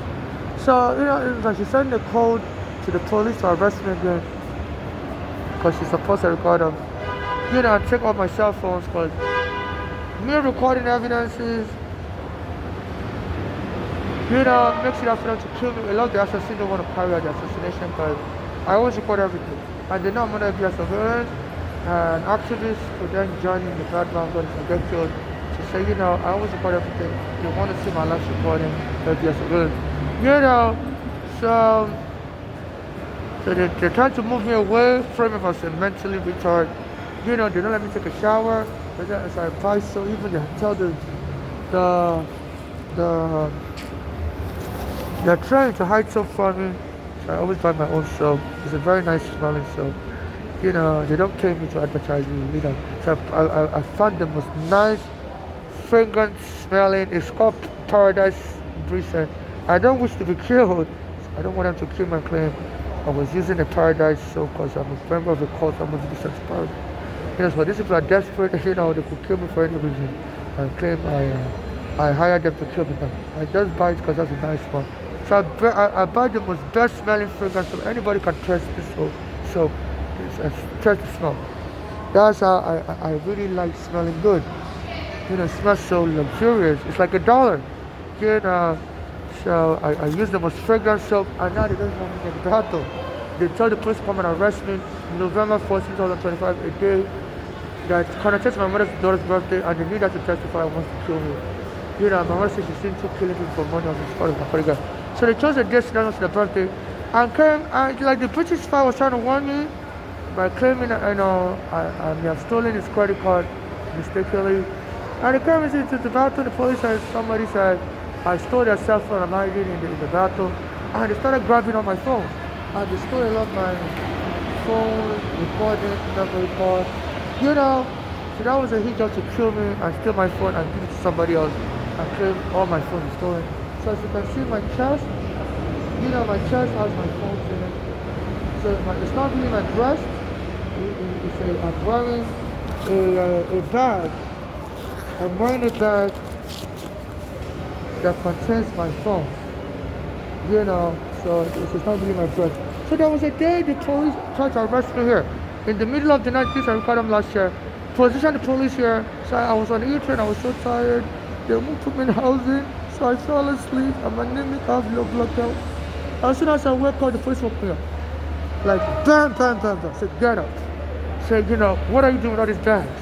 So what are you doing with all these bags? You're not supposed to have bags. I said, I'm not a slave. Calm down, police officer. Said, you're not supposed to have bags. Said, get up. Get up. You have bags. You have bags. So we're going to lock you up in a psychiatric hospital. So we're going to lock you up in a psychiatric hospital. I said, I'm not a slave. Why are you acting irrational? So you have bags. I said, people coming from England as tourists, they have bags. I said, no, you're not supposed to have a bag. We're going to lock you up. You have a bag. I said, police officer, you're acting crazy. And she called a nurse, a Jamaican nurse. Said, please interview this person. This person has a bag. We think they're crazy. They have a bag. And the nurse kept touching her breast. She kept touching her breast, and she was, she was like, why is this nurse touching her breast? So I guess she was in Jamaica, and she told me to calm down. So it's okay. I should just leave the station. I guess she was trying to tell me, you're trying to take your phone. The governor said take the phone from the kids. So I paused the video on YouTube in 2025. So I have the phone stuck here. And I think she was touching her breast. So I paused it on YouTube. I think the Jamaican nurse is a pervert. So I thought she was making fun of me. She said, you have fake breasts. But, and she was like, I don't think this person is crazy. It's okay, get out of the train station. But don't come here. We don't want bags. We don't want bags. So this is an assassination attempt. And this Trump wants this Eric Adam. He said this Trump was so upset that Eric Adams was removed from office by Bandani, and even ABC President Kasmatidis said he had a secret conversation with Trump, and said Trump told him last year that he has a secret weapon that's going to get Mandani removed from office. Yeah, he said Mandani is not going to last too long. So I believe they said, and Trump admitted that he's been trying to kidnap Maduro since last year, December, but the weather wasn't too good, that's why we went to January. So I guess, was going to kidnap Maduro while Eric Adams was still mayor, and it was open, I'll be provoked, a lot of activists will be provoked, and if you now declare a court-martial or something, declare an emergency in New York, and said Eric Adams can't hand over. But it feels like, there may not be enough time for people to react, so that's why they postponed it and waited till Mandani is mayor, so that to give him enough time to react and hope the situation will get out of control. Now they're breaking all the bathroom locks, and the MTA also, as soon as I emailed the judge yesterday, Judge Elliston here in Queens, as another area in Queens on the First Avenue, I said, please help me, I'm about to be killed. And I took the train to Bowling Green. Yesterday was January 7, 2025. Yesterday was January 7, 2026. Around 2 p.m. to like 4 p.m. As soon as I got the elevator, an MTA worker came with the elevator behind me, and I was trying to rub the security on me. I said, sir, please let me get out. This is creepy. And he wouldn't let me get out. And he was smiling and was recording me also. So they were trying to provoke me yesterday. And finally, they brought the police. As I was eating, I normally eat with my blanket on top of my head. Because this man Daniel said they should allow people to camp outside.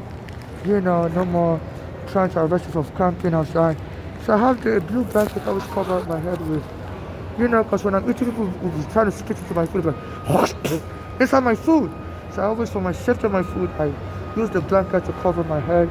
And then the people surrounded me. So what are you doing on the blanket? I said, look, you can't intrude. I said, I'm under the blanket because it's cold. So get off the blanket now. Like 7 people surrounded me on 86th Street and 5th Avenue. There was the police camera recording. As I told them, Mandani, he raised all the executive order that declared a homeless people as an emergency, and the police has to arrest us for camping outside. I said, I'm allowed, the city, the order by Mandani allows us to encamp outside. I said, I'm not even encamping outside. I'm actually eating. I said, for the safety of my food, people try to spit into my food. I said, it's so cold outside. I said, a lady froze to death. In the 1990s, she was hiding in the subway while it was snowing, and the Grand Central Police Station Police on 42nd Street, 2 hours in the snow, and she froze to death. But they couldn't prosecute them. They said, there was no evidence of any malicious towards her. They thought it was just a mistake by them. And as soon as I started talking about that, this Ricardo was telling the police to chase me out on the train station. Anytime it's snowing, there was one day they told me that it was raining, and I fell down the staircase at number 3 train, last stop, I think it's called New Lot Avenue. I was carrying on my back down the staircase, and I saw that my leg was bleeding. And that area, I've been arrested, I've been robbed in that area. Some black Americans punched me. I had to go for surgery in my eye. So the area is called Brownsville. So they said, no, it's very, they beat up and kill gays in that area. Even I used to work for a black American family as a homemaker, and she told me, even one of the ladies there told me, her son got killed in that area. He said hi to another black American, and the black American brought a gun. Are you gay? They said hi to me. Pow, kill the son. So so that Brownsville area, they kill gays, they rob gays. So that Eric Adams position as police, I took the 2 train, and they set me up in the rain, threw me out in the rain. And I felt I was so nervous because it was Brownsville, and the police were wanting to kill me, So that Eric Adams has been using the police to try to get me angry. They said that's the best way they can kill you. They said even a black American that was killed on the train, they said, somebody must have allegedly somebody made him angry. And the white guy snuck behind him. His name is Jordan Lee. While he was angry, so he started off, the white guy snuck behind him and took him dead. So they said some of the actual workers are provoking homeless. So a guy was like rubbing his penis on me as I just finished email the judge. As soon as I called on the train, came back to my hand. Then I never get off that train station at Bowling Green. And I went back on the train down Bowling Green station, and some Jamaican train worker were laughing at me as I got on the train. So and then I found out, there was a woman that was trying to hit ICE officers with a car and they shoot at them. So anytime there's a crime going on like that, some of the Jamaicans, Black Americans, and whites, MTA workers will try to kill me as an African also. To just make it like, I was emotionally disturbed and the news got me angry that ICE killed an activist like me and I was attacking everybody. So they're just trying to kill me, finally, they're stupid as to kill me. So please, Judge, I'm not safe. I'm being attacked like crazy, and they say they're going to continue. Now they're removing all the locks on the bathroom, so I can't use the bathroom without them forcing their way to the bathroom. And they're putting these rules that they have to suspend civil rights for everybody in New York because there's drugs coming, the foreigners like me bringing drugs into America. So they're putting all these rules. And they're planting fake, they're planting fake evidence. People doing drugs also, they're homeless. So this is an emergency situation. This police have to be investigated. And this Manduro's case has to be suspended. And it seems the intelligence service was very sure I told Manduro that the party kidnapped him. Because when he arrived, he was doing the two sign. He was telling the police, Happy New Year, even though he doesn't speak English. And the police in Brooklyn Library, I used to go there and they used to throw me in 2014 and kill my friend Arigona.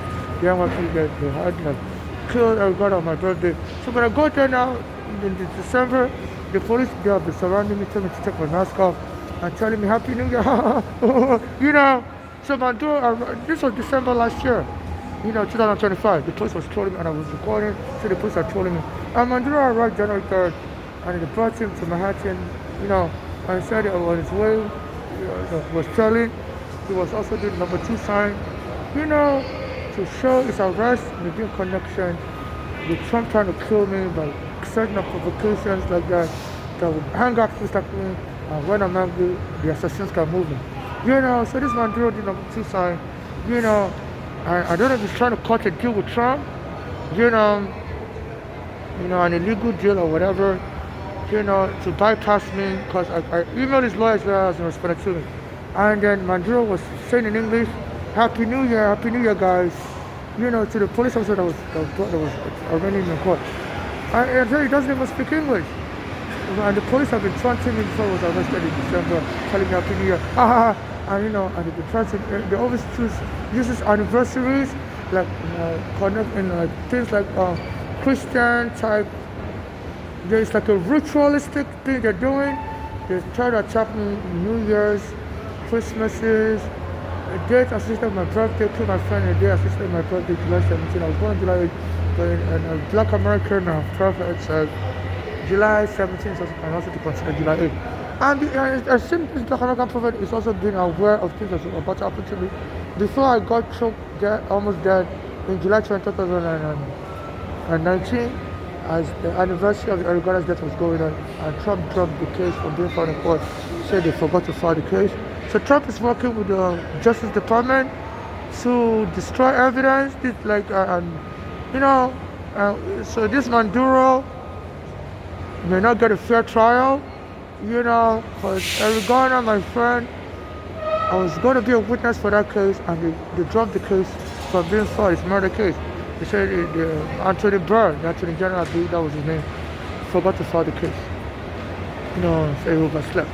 And people are protesting, what kind of stupid excuses are? So the Justice Department has been helping Trump to mess up cases against whoever he wants, And I don't know if this Manduro is trying to cut a secret deal with Trump, because he was also doing the number 2 sign. He said he was happy as he was being arrested, but he told the judge he's not happy being arrested. But he was smiling with the officers and the number 2 sign. And some of the New York City officials are seeking bribery from me by doing number 2 sign. I told my partner them saying, look, I'm not looking to bribe you, the surrogates for marriage, but please help me investigate the police brutality against me. My mother's been killed, my brother's been killed. Judge Giovanni Williams is one of the public advocates for him again. So it's not crazy, we are very bound for the electoral one again. I time I contact him in his office, and I issue a disclaimer that I'm not looking to bribe you. He does the number 2 sign and doesn't respond back to me. I post another video on Instagram, number 2 sign. So Lolita James also is not helping me, the Attorney General. And Alvin Bragg, my Manhattan prosecutor, the Queens prosecutor, her name is Brenda Cass, not helping me.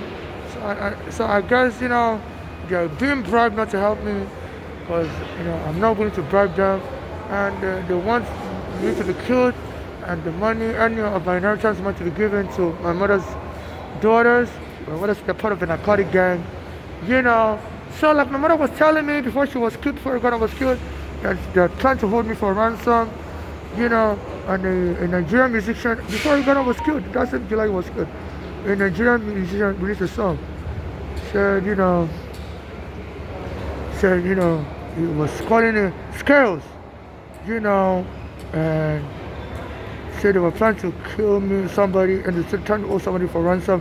And it's very interesting, you put the word hallelujah, because my mother went to Nigeria, when she came to Nigeria in 2000 to pick me up, and she brought an alarm clock, from America, and that alarm clock always says hallelujah, and she gave it to a Nigerian pastor, a Prophet Joshua. The name of the church is Synagogue Church. And and my mother went and visit me and my mother went to see that Joshua in 2000. She asked him to pray for me that she's bringing me to America, and he said, "Go on ahead, safe trip." And when my mother showed him the alarm clock, he was so happy. He's now dead. I'm the only witness alive. His name of the church is Synagogue Church. And the alarm clock, she brought it here in America, and the song sang, hallelujah. It was really excited. Because in Nigeria they don't have alarm clock that sing Christian music. So he liked the alarm clock so much. And this guy released a song before Ghana got killed. The same month Ghana got killed, released a song. See, they're trying to hold somebody for ransom because the person is young, rich, and ransom. And I believe the police was aware that my mother was trying to kill me that way, and they went and killed Eric Garner, immediately, and they said they were going to put him in a psych ward. And they said, so I believe that time also, this Eric Adams may be involved, I don't know his position, whether he was the borough president yet, but they said he was a black American police officer, and he supposed to, he used to be a black American police officer, so there's a dirty collusion going on, but let me play this song. And the song was released, the video was released July 22, 2014. Eric Garner was killed 5 days before this, and the American prophet said 5 is a very important number, to God, it's a favor. I don't know if this person was hoping to blow up the world music scene. And since then, they've been putting black Nigerian musicians in the world stage, giving them Grammy Awards like Burna Boy. My building got burned down also before they killed Eric Garner. I rented another place in that around that street where they killed Eric Garner, on Canal Street, and they burned my Nigerian landlord burned out my building. He recorded a message the night before he burned out my building. He let me burst me laughing, he was just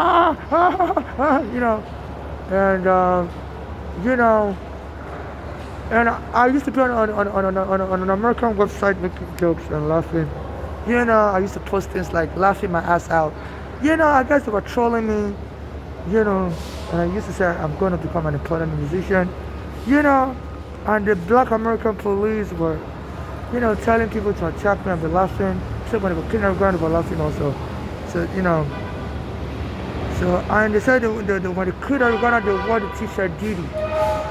I used to go to a Nigerian church called Synagogue, my mother gave the pastor there an alarm clock that said the word hallelujah in 2000. And this guy was saying the same thing my mother was saying, that they're about to kill me in 2014, hold me for ransom, and recorded the song. And the song is named Shake Body. My mother's daughter, Funke, when I was a baby, my mother said she shook me and tried to drop me out of the window, said because my father was different from my father. And my mother arrested her, but my father's family freed her. So when my mother came back to America with me in 2000, that Funke wanted my mother to bring her to America. My mother said no, because of what she did to me, shake me. And this guy, was just like Michael Jackson in the movie The Moon Rock. I used to post on an American website that I recorded a song for Michael Jackson. I left it in Nigeria because I sent it to Michael Jackson when I was in Nigeria. And the United States Postal Service sent it back to me. Said, wrong address. Michael Jackson wasn't giving that old address anymore. He had moved to Neverland Joint and he didn't have the address. So this is what is going on. And he said when they killed that, so I emailed, so when I got to America, and the police took my home in 2010. I emailed the church through one of the church members that live in Long Island, and he told me to contact that TB Joshua. That guy's still alive. He's a good guy. He told me to contact TB Joshua and things like this. TB Joshua will help me, but TB Joshua didn't help me. Apparently that TB Joshua was angry with that Greek guy because that Greek guy started an American version of the church without TB Joshua's permission. And TB Joshua said God told him not to put any branches outside of Nigeria. So because of that TB Joshua didn't help me, but sent a video on YouTube. There's somebody watching YouTube. He was removed from a basement apartment. He said that TB Joshua said something about it. He said God is going to put you in a large palace. He said don't worry. So I used to be homeless in the train station, watching that video and be praying like this, and then the MTA blocked my internet. Then I used to go to the library to watch the videos, and the Black American police were always harass me, and they went and killed everybody that was going to help me, I guess. And they wore the t-shirt Didi.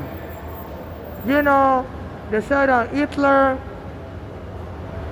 used to kill the Jews and mark the day Didi, death day. So so one of the white police wore a t-shirt while he was killing everyone with the word D-Day, and I believe the Hitler used to do that and call it Death Day and kill every Ghana on that day. So they're trying to kill me, and they said some of the Russian spies in the NYPD lured Trump to run for office, and there were allegations the Russians helped him hack into the computer, and even Hillary was calling Trump a Russian puppet. They said all the intelligence services in America in 2017 claimed the Russians helped Trump, but they said Trump deleted all the laptop, all the phones before Trump will arrest him. They said Trump has friends in the FBI that always give him a lecture before they could arrest him. They start deleting stuff. So how could we all be crazy? I don't know Hillary. I don't know the intelligence services in America. How could we, and then Trump tried to run me over after he took me in his hotel 2011 and tried to run me over in 2014. Somebody allowed me to go in front of his house. So they're going to give a Christmas present for homeless. So I drove on my car in front of his house, and within 5 minutes I arrived and tried to hit me, and I saw him, and I went to the Fifth Avenue Market. Then he made a boast in that 2014 that he could shoot somebody on Fifth Avenue and still win the election.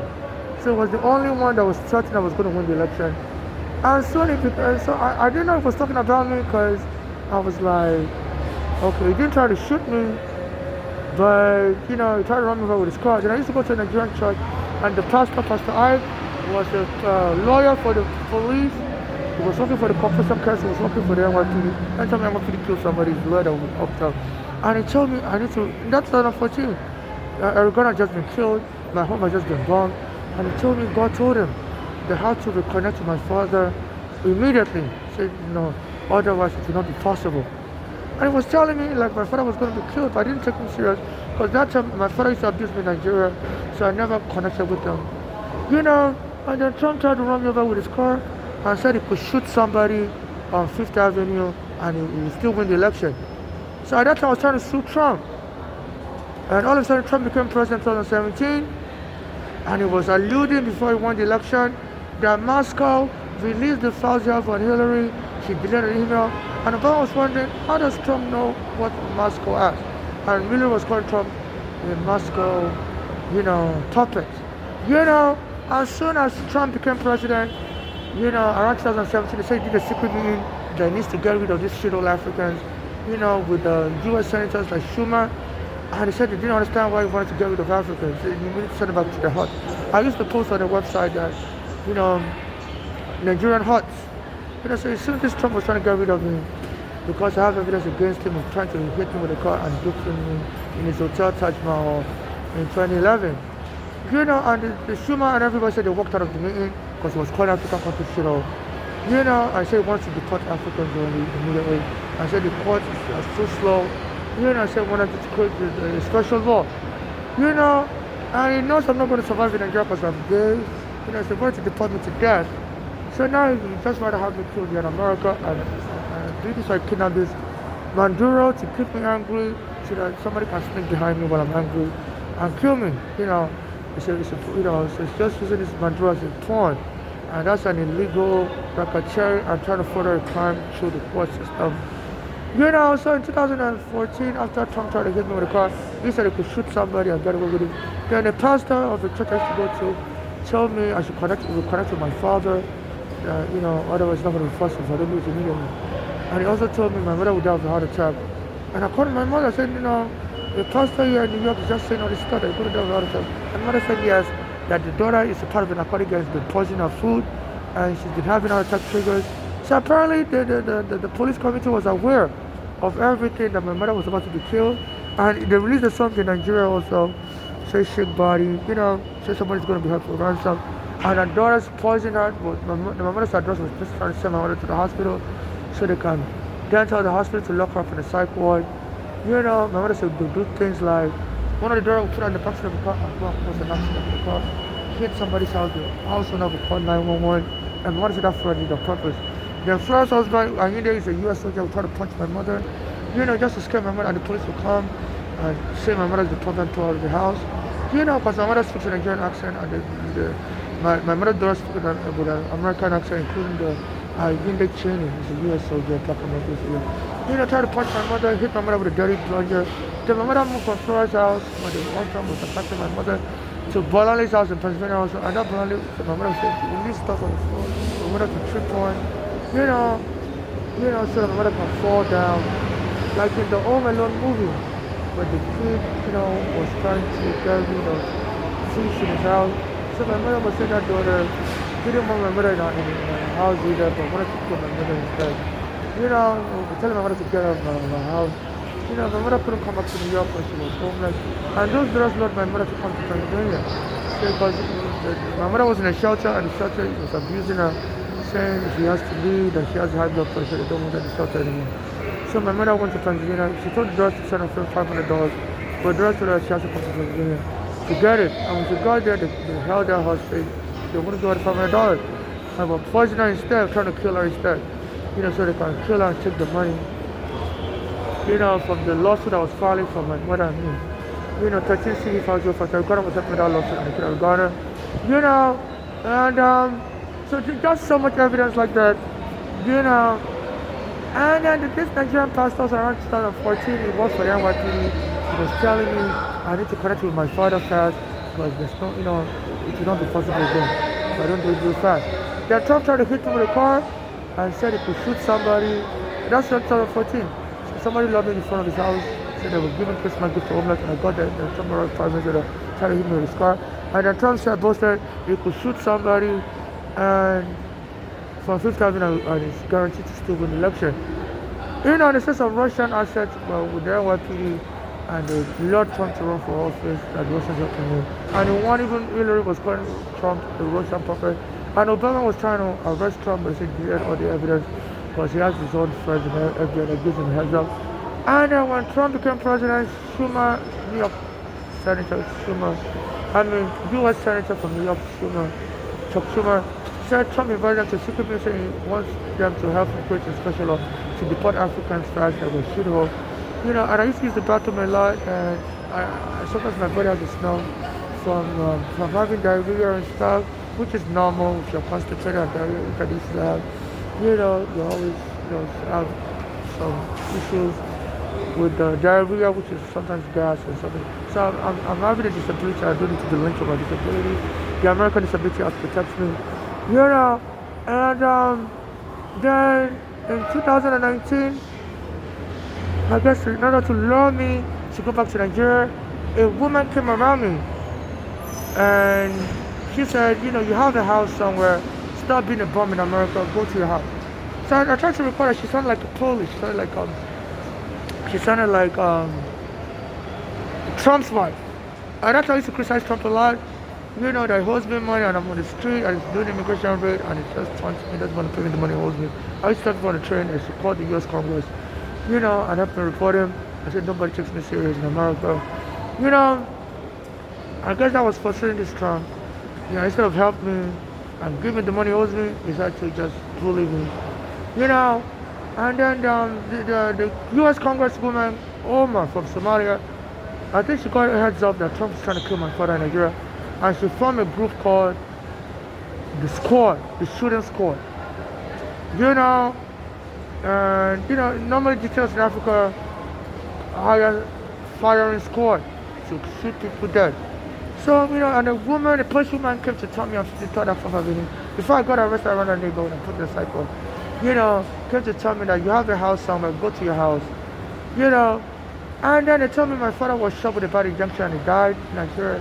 And they said he left me a house. So they must have saw my father had a will. And they killed me. And they were telling people to jump in America, the police would jump in the bathroom to get me to leave. And they hope, my father leaving me a house in Nigeria would allow me to leave. But every day, all Eric Adams and Trump, they were searching the police to attack me, steal my green card, steal all my IDs, make sure I can't get a place to stay. You have people spit on me, the police, so they've been de facto deporting me by having the police steal my green card, steal thousands of dollars from me. And they keep me in the corporate condition, and they're worried about the karma. That one day people could sue Trump, could sue Ghana, that you kept this person in a dirty condition, and people could claim I'm bedbug infested. So now the police always want to blow up my stuff. And they say, you have bags, you can't have bags, we're going to blow it up, and one day they surrounded me here in 2025. I said, you have bags, we're going to blow it up, you can't have bags, and they called a Jamaican nurse to try to find me crazy. And the nurse was winking her eyes towards me and was touching her chest. I thought the nurse was a pervert. So I posted on YouTube that the nurse is a pervert, she kept touching her chest. I guess she was trying to tell me the phones you can record and stuff with, that's what they want to steal. And make up a rules like you're crazy and blow up all your phones. And even the governor was saying, take the phone from the kids. The kids can't really do nothing. They can't focus on anything. They can't go to school, with the phones, So they want to kill me, take all the evidence, and shed the money, and claim I'm a part of a sex cult. I believe part of the rules to kill me is to also keep provoking me, throw me out of the train in the winter, in the snow, and this is what this Trump alluded to, and all the federal prosecutors dropped out of the Eric Adams case, said Trump is corrupting the Department of Justice, told them to drop the Eric Adams case, and it's using told them he wants to use Eric Adams for a special deportation, and I'll be the one to deport me to the galaxy. And even Trump's friend, Klaus Martinez, he has FBI protecting him, he wants WABC radio.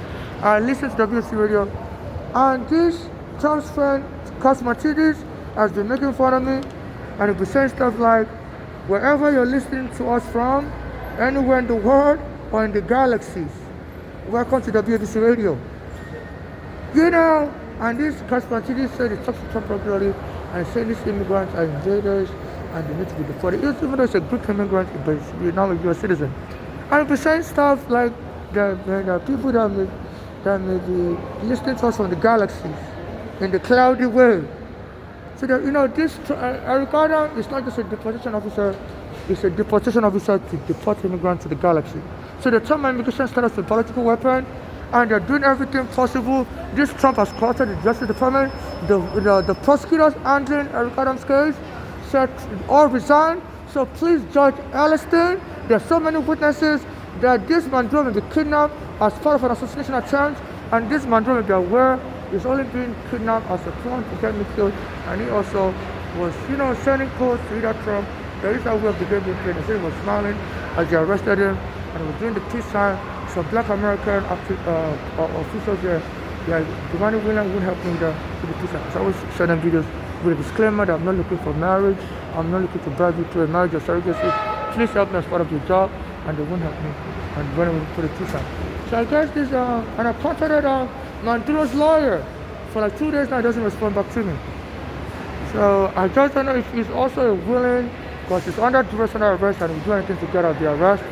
So I guess you may also know he was kidnapped here as a way to provoke me and kill me, to see the police kill other people, call them emotionally disturbed.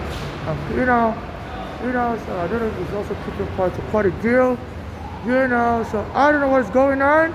I'm a Nigerian, but the way that Maduro was arrested, I think it may be a plan to get me angry and kill me. So please, Judge, please help me. They don't let me use the bathroom. They torture me. And this is called like a Guantanamo Bay torture technique whereby they try to put pressure on your pipes. Because I can't use the bathroom, the door is broken open. I used to live in a home in Nigeria. I'm not used to being on the street, and my body just freezes. So they're breaking the door on all the bathroom locks on the door, and they're arresting me in the bathroom. So I feel pressure to use the bathroom, but I can't really go. They say it's a form of torture they use in Guantanamo prison, whereby they put so much pressure on the pipes, whether it's your lungs, they would, they would put a hood drink on these prisoners and dip them in water and tie their hands and tie their legs and make these immigrants drown until they pass out, and then we release them from the water. So what they do to me is they don't let me use the bathroom, and I feel pressure, and they tell me I have to go marry somebody and give them money. So they let me use the bathroom. So I'm always in fear of defecating on myself, and I could have a heart attack. I'm taking a lot of drugs, and these drugs could cause me stomach problems, because, and also, and they said a guy died in China. He was trying to pee and couldn't get to the bathroom early, and his bladder erupted. Tore into pieces, bladder erupted, and he died. A woman died in America. She was trying to use the bathroom, and she couldn't get to the bathroom early, and her colon ruptured, and she died. And doctors have been saying you need to pee 8 times a day, otherwise your bladder will become weakened, your bladder muscle will become weakened and start becoming incontinent. My mother became incontinent before she died, because we became homeless and she was elderly, and she couldn't find bathrooms on time, and with women, because they have childbirth, all that stress, and she would always have to wear diapers. So sometimes people would make fun of her, spraying her first on her, and she was trying to get the NYPD arrested for taking her home, and the NYPD was inciting people to insult her. When she goes to Chinese restaurants, instead of spraying her with her first she always had to have difficulties finding a place to change a diaper. So they're torturing me in America. They don't miss the bathroom as a Nigerian immigrant. So this is Guantanamo Bay torture, putting pressure on my pipes. And the guy took me home and raped me, said to use the bathroom. So judge, my life is not safe. And they have kidnapped. They said there's evidence. This Trump works with the Justice Department. Even the federal prosecutors resigned last year in Eric Adams' case with their help. Trump told them to drop the case. They need Eric Adams for special covert immigration work. And then Trump's friend has been laughing. Kosmatides is a billionaire from Greece, saying he talks to Trump regularly, and Trump is going to get rid of immigrants and invaders, and threatening the way of life the whites are used to, against the corruption also. And this Kosmatides has been making jokes saying, if anybody's listening from anywhere in the world, or in the galaxies, there are people in the cloudy way that will be listening to radio. So I believe I'm the one they're threatening, and this record has been trying to get me to the police, because I always listen to the radio, and they're probably laughing that when I die, I'll probably still be listening up in the sky. And the media wouldn't help me, this like a chairman, and I think they're all, and then WABC radio will say, you're in love with WABC radio. They'll be playing all this jingle, your WABC radio is your love, you're in love. To make it look like, I'm so much in love with the broadcasters, and, I'm in a secret deal with them, and they can all make surrogacy claim to my state after I die, because my father is dead, my mother is dead, I was born a boy, I'm not a girl, I don't have any children. I say, look, there's been a lot of killing of girls in America, here in New York City, and to steal their property. They said there was a black American gangster. There are a lot of white gay guys that came here for a job seminar. I think this white gay guy works for a human rights office, and he came here like 2 years ago. And this black American guy lured this black gay guy to take him home with him. They met at the gay club. So the white guy thought the black guy was gay also, but the black guy wasn't gay. He was just a criminal trying to kill the white guy. So the white guy thought, okay, safe, he's meeting a guy in the gay club. And they went in the Uber, and while they were in the Uber, they said the black American guy gave the white guy drugs, laced with fentanyl. And the white guy smoked the fentanyl and had a heart attack and died right away. And the black American guy, went into his pocket, stole his credit card, and told the Uber driver he needs to get off quickly, and left. And the Uber driver kept driving to the house, and when they got to the stop, the guy wouldn't get off the car. So the Uber guy was like, okay, so this is your house. So I thought maybe the guy was drunk, and they discovered he was dead. And the black American guy went to the shopping center, went to the movie desk and was shopping. And this was how they found him, you know. And I guess the black American guy was trying to make it look like I didn't kill him on purpose, that he didn't kill him on purpose, he was just trying to prove this. But I did not, but what really proved the case was he was using his credit card to shop. I'm saying that a lot of black guys who try to love me, try to give me drugs, to smoke and stuff like that. This black American rapper, Jim Jones, he always advertises drugs. And sometimes he seems to talking about me on Instagram, so I told him, can you please borrow me money or give me money if he doesn't answer me? They started seeing me on the street. So some of them don't want to communicate with me formally. They just try to groom me, to lure me to keep contacting them, and then they'll come and meet me on the street. So don't look, I'm in a secret agreement with them, secret meeting, everything is secret, nothing's formalized. Even as a black American basketball player, he was trying to love me. Also, works for Nike. Damian Lillard. I noticed he would always post. It was on a Instagram. It was on an Instagram video interview where a guy called Waller. This guy is like my father, my stepfather, was a black American. And he always seems to talk about this Waller. Now, this is interesting, And then it was, that he brought his Waller, and this Waller brought his black American basketball player. And his name is Damian Lillard. And the basketball player was saying things like, he used to be poor and homeless, and I tried to help homeless people. And he has shoes, he helps homeless people. And I contacted him, he didn't contact me back. Online, And then he started making fun of me. As soon as some black American girls started beating me up as I was trying to connect my phone to call a lawyer to get my mother's girl sued and arrested for killing my mother. And some black American Trinidadian American girls started kicking me in 2021 December. And they chased me near the basketball stadium and next basketball stadium. Chased me to a white guy's store, and the white guy protected me by locking the door, and they were trying to break the door open. And they were kicking me with their legs, and I called 911, the white guy called 911, the police came and they wouldn't take a report. The white guy asked to report out the police. I told him what I did. And I was calling the police, I said, look, why are you covering this up? Apparently, this is I just won the election in December. And by December, I won the election. And he was going to be mayor in 2022, and he said he's very important member of the police community. He used to be a police officer. So he was influencing the police not to help me, as this Damian Lillard was trying to kill me. Because this Damian Lillard, when I'm posting about it on Instagram, I thought the Trinidadian girls were kicking me. I thought they were black Americans. I called 911 and said these girls are from black Americans kicking me. And the guy said, we're not black Americans. Stop saying that. Stop calling us black Americans. We're Trinidadians. So I was like, okay, why are these girls trying to protect black American image? Apparently, Damian Lillard sent them, and he's a black American. So he was very particular about the black American image. So so these guys were kicking me with their legs, beating me up, punching me, and the Jamaican guy was recording. So I called 911. I said, the black American girls beating me up, and the guys started screaming, we're not black Americans, don't call us black about Trinidadian. Apparently, Damian Lillard hired them, and he's a black American, he doesn't want the image of black Americans to be trashed. So I'm like, okay, this is weird. And the 911 was listening. I said, please address us properly. And the guys were screaming, please address us properly. We're not black Americans. And I made a mistake. I called them black American again. And they were screaming, we're not black Americans. We're Trinidadians. Please address us properly. And they were beating me up. So apparently, I told them, that you should help protect the image of black Americans. And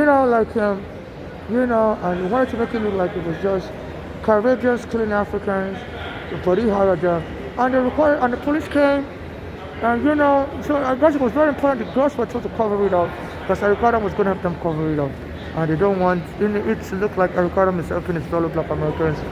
They wanted to make it like the Caribbeans killed an African gay,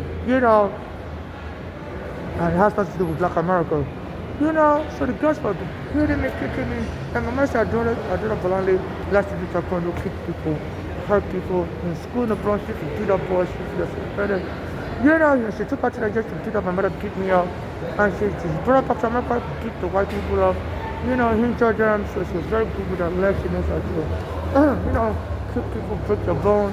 She's very violent.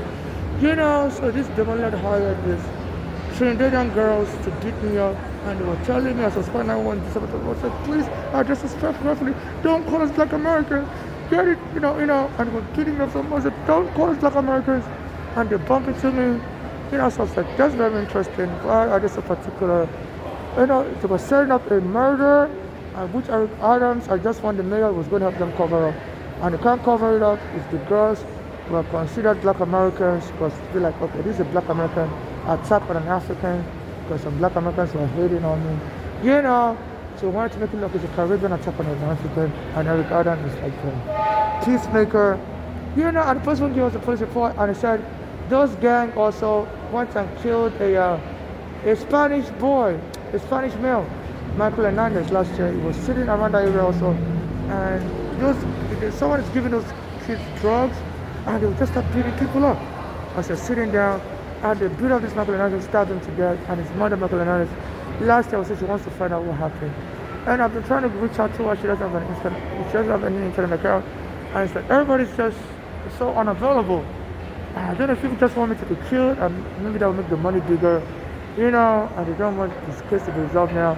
I can't, the mother of I'm not trying to disparage this woman, but she may not just be internet savvy. I've been reaching out to lawyers on Instagram to help me contact her, and nobody wants the case solved. So it may not even be her trying to judge from justice. It may be some of these lawyers I've contacted in the past and don't want the case resolved. I guess they want me to die first, but so everybody can then make money. And this April, a Black American radio star, was also injured. So when somebody wins, everybody wins. So I'm a Nigerian, they plan to kill me and make up lies that adopted so many kids in America, and the kids will hurt the money from the police killing me. So it's just so much. It's just so much going on. And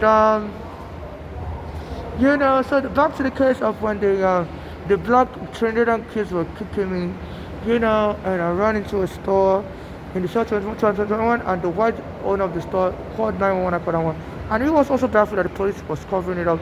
They saw the metal pipe the kids also had in their hand. They broke down the glass. They were trying to lynch me there. And, he was also baffled that the police told him, he wouldn't talk, and they said, no, that's the police report. I said, police, please speak in English, police. Why don't you want to give a police report? I told him, get out of here. I told him also the white store to get out, to go back to the store. And he told them he needed the police report for the insurance. I said it's not paying, they told him we're not going to give him nothing. So the police was covering it up. And soon afterwards, Michael Hernandez was killed years later. And I would always get points, like, they were still recruiting kids to punch me all over New York. And when I called the police, they would cover it up. So this Eric Adams used a rogue police to be lynching minorities in the hopes of use a rogue police to be acting as an accessory to teenage gangs lynching minorities. Prosecutors like Alvin Bragg, Brooklyn prosecutor Gonzalez, Manhattan prosecutor Melinda Katz, they all refused to help me. It's like they're all getting bribed and told them to just wait till I get killed, and it's going to release money in the name of fake surrogacies. These criminals are going to attach to me. So this Demalila is helping Nike also to sponsor a genocide like that. So and then the case was over, so I didn't understand what I was about. Then I'll go back on my Instagram, and criminologists always say criminals like to boast about crimes, and sometimes that's their part. Sometimes whatever a mental disorder, that narcissism, they want to antagonize the victim so much. What this Trump is doing, he has gotten away with so much, but he still wants to antagonize me some more. He said they enjoy watching the victim suffer. I'm not saying Trump is a narcissist, but some narcissist type. People say criminal types can be regarded as narcissist types also. I'm not a psychiatrist, I'm just saying this. This is my suspicion or whatever, what I'm alleging. Until why they try to throw me. So this Damon Lillard then went online and said, congratulations, Thunder Leg, and posted a female basketball player picture. with a ball in her hand or something like that. So I was saying, this is not real English, standard leg. So at that time, I was using a Thunder VPN because I was noticing somebody was hacking into my phone and stealing all my pictures and videos before I completed the live. So I downloaded a Thunder VPN. So apparently, this Demalina was making a snap remark to taunt me and was congratulating the girls that almost killed me and said, encouraging them to, the other kid gangs to continue, to continue to they finally killed me. So I was encouraging them by that message, congratulations, Thunderland. That's not real English. So it was coining a phrase that only the gang members will understand. And anytime I send him a message, I beg him for assistance, he doesn't have to, even though he claims that's a charity. And he also has he started befriending a Nigerian basketball player that was born in Greece, Adetokunbo. He also claims he has a charity helping homeless. And anytime I contact him online, I say, can you please help me? They don't respond back to my message. So it's like they want to create a fake narrative that I'm a part of a secret relationship. We don't talk formally, we talk before. And a lot of times, a lot of these people I contact online, they start coming around me in person as I'm begging for money and trying to lure me further to speak with them. And I don't really speak with them. I just ask them, can you please help me with $1, sir? And they don't answer me, and I walk back. So they're trying to lure. And sometimes one guy came around me and put a sign, don't talk, just follow me. I guess they are aware I'm under their surveillance. And the guy said, he posted a poster card. Around Christmas, like 2 years ago, maybe December 2024, in Manhattan, he posted a poster, came around as I was looking for money. He said, it's dumb. He said, it's deaf and dumb. He said, please don't say nothing, just follow me. I said, no. What do you mean? Don't say nothing. So they're trying to lure me to a place where they can kidnap me and probably rape me, and then claim I'm a member of a secret cult. I'm on a website also called Neverland. So I'm about to be kidnapped. And they say if you're worth money, people will try to hold you for ransom. So they're having people act weird, and the FBI is trying to assist them also, and it's telling them to do everything outside of the surveillance, so the case will be hard to crack, and the prosecutor can mess up the case.